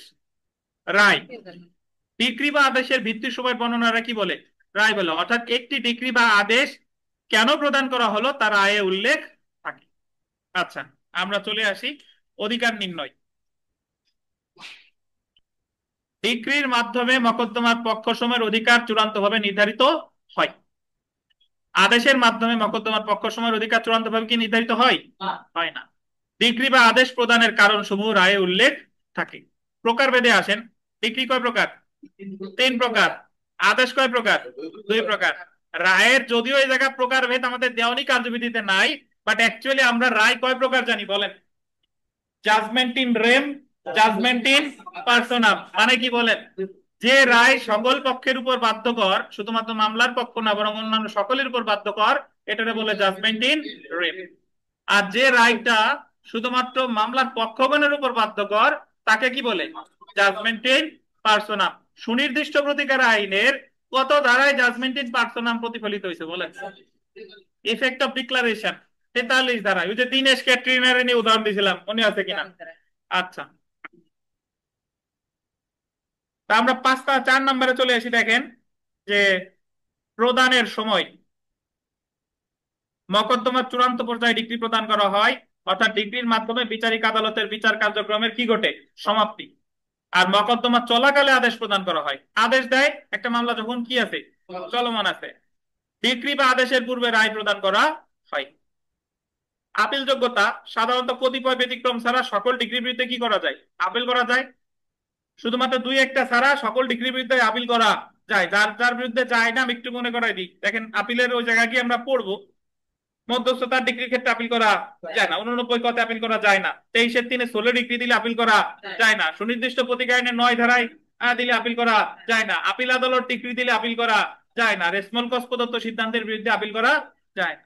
দেখেন তো 43 আদেশে উল্লেখিত 25টি আদেশ এবং 104 ধারায় উল্লেখিত 3টি আদেশের বিরুদ্ধে আপিল করা যায় এবং আপিলযোগ্য ডিক্রি বা আদেশের রায়ের বিরুদ্ধে আপিল করা যায়। আমরা 6 নম্বরে চলে আসি। দেখেন ইংরেজি প্রতিশব্দ। ডিক্রিকে ইংরেজিতে কি বলে? ডিক্রি। আপনারাও অনেকেই আজকে এই ইংরেজি প্রতিশব্দ এই জায়গায় বানান ভুল লিখছেন, পারপিচুয়াল বানান অনেকে ভুল লিখছেন। তো এই ডিক্রির প্রশ্নে আমি অনেকে দেখছি ডিগ্রি লেখে, দয় রশ্মি কয় রফলা রশ্মি বা দীর্ঘি লেখে। ডিক্রি এটা কিন্তু কয় রফলা রশ্মি বা দীর্ঘি।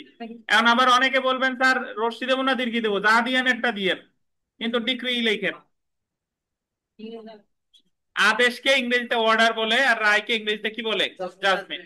ধারাগত দেখেন, দেওয়ানি কার্যবিধির 2-2 ধারা ডিগ্রির সংজ্ঞা দেওয়া হয়েছে, দেওয়ানি কার্যবিধির 2-14 ধারায় আদেশের সংজ্ঞা দেওয়া হয়েছে, আর দেওয়ানি কার্যবিধির 2-9 ধারায় কিসের সংজ্ঞা দেওয়া হয়েছে? রায়ের সংজ্ঞা দেওয়া হয়েছে। তো এখন আমরা পরের প্রশ্নটায় চলে আসি। দেখেন উপরে আপনাদের প্রশ্ন যেখানে আছে যে দেওয়ানি কার্যবিধির ধারা 20-এর বিধান আলোচনা করুন। সরকারি কর্মচারী টর্চ জাতীয় কার্যকলাপের জন্য কোন স্থানে সরকারের বিরুদ্ধে ক্ষতিপূরণের মামলা দায়ের করা যায়? প্রথমত আমি বলে রাখি 20 ধারা, 20 ধারা আমরা পড়ছি না? বাদন সাহেব বলেন যে 20 ধারা মনে আছে কিনা? 20 ধারা আমি একটু, বাদন সাহেব শুধু এই কথাটা বলেন যে 20 ধারাটা আমরা দেওয়ানি কার্যবিধির এখতিয়ার করছি 3 প্রকার। কোন এখতিয়ারের মধ্যে, কেউ বলবেন না কোন এখতিয়ারের মধ্যে দেওয়ানি কার্যবিধির 20 ধারা পড়ে?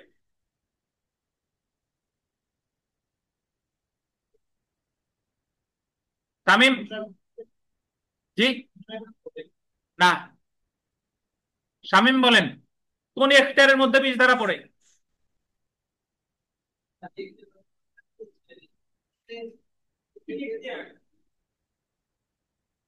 বলতে দেন ওনারে, বলবো বলেন।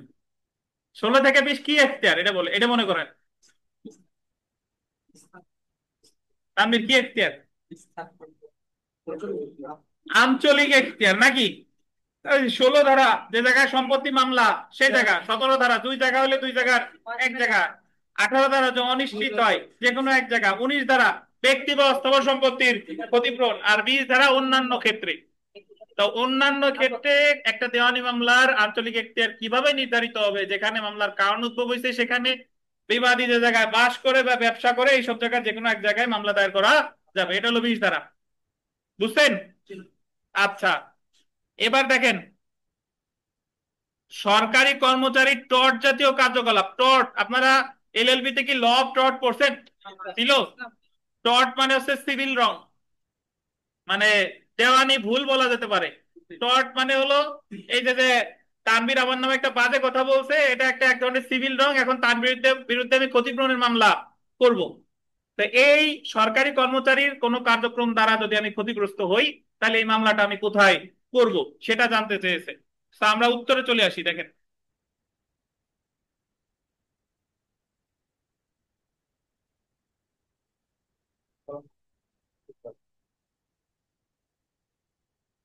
দেওয়ানি কার্যবিধির 20 ধারা, দেওয়ানি কার্যবিধির 20 ধারায় অন্যান্য মকদ্দমা দায়ের স্থান সম্পর্কে বলা হয়েছে।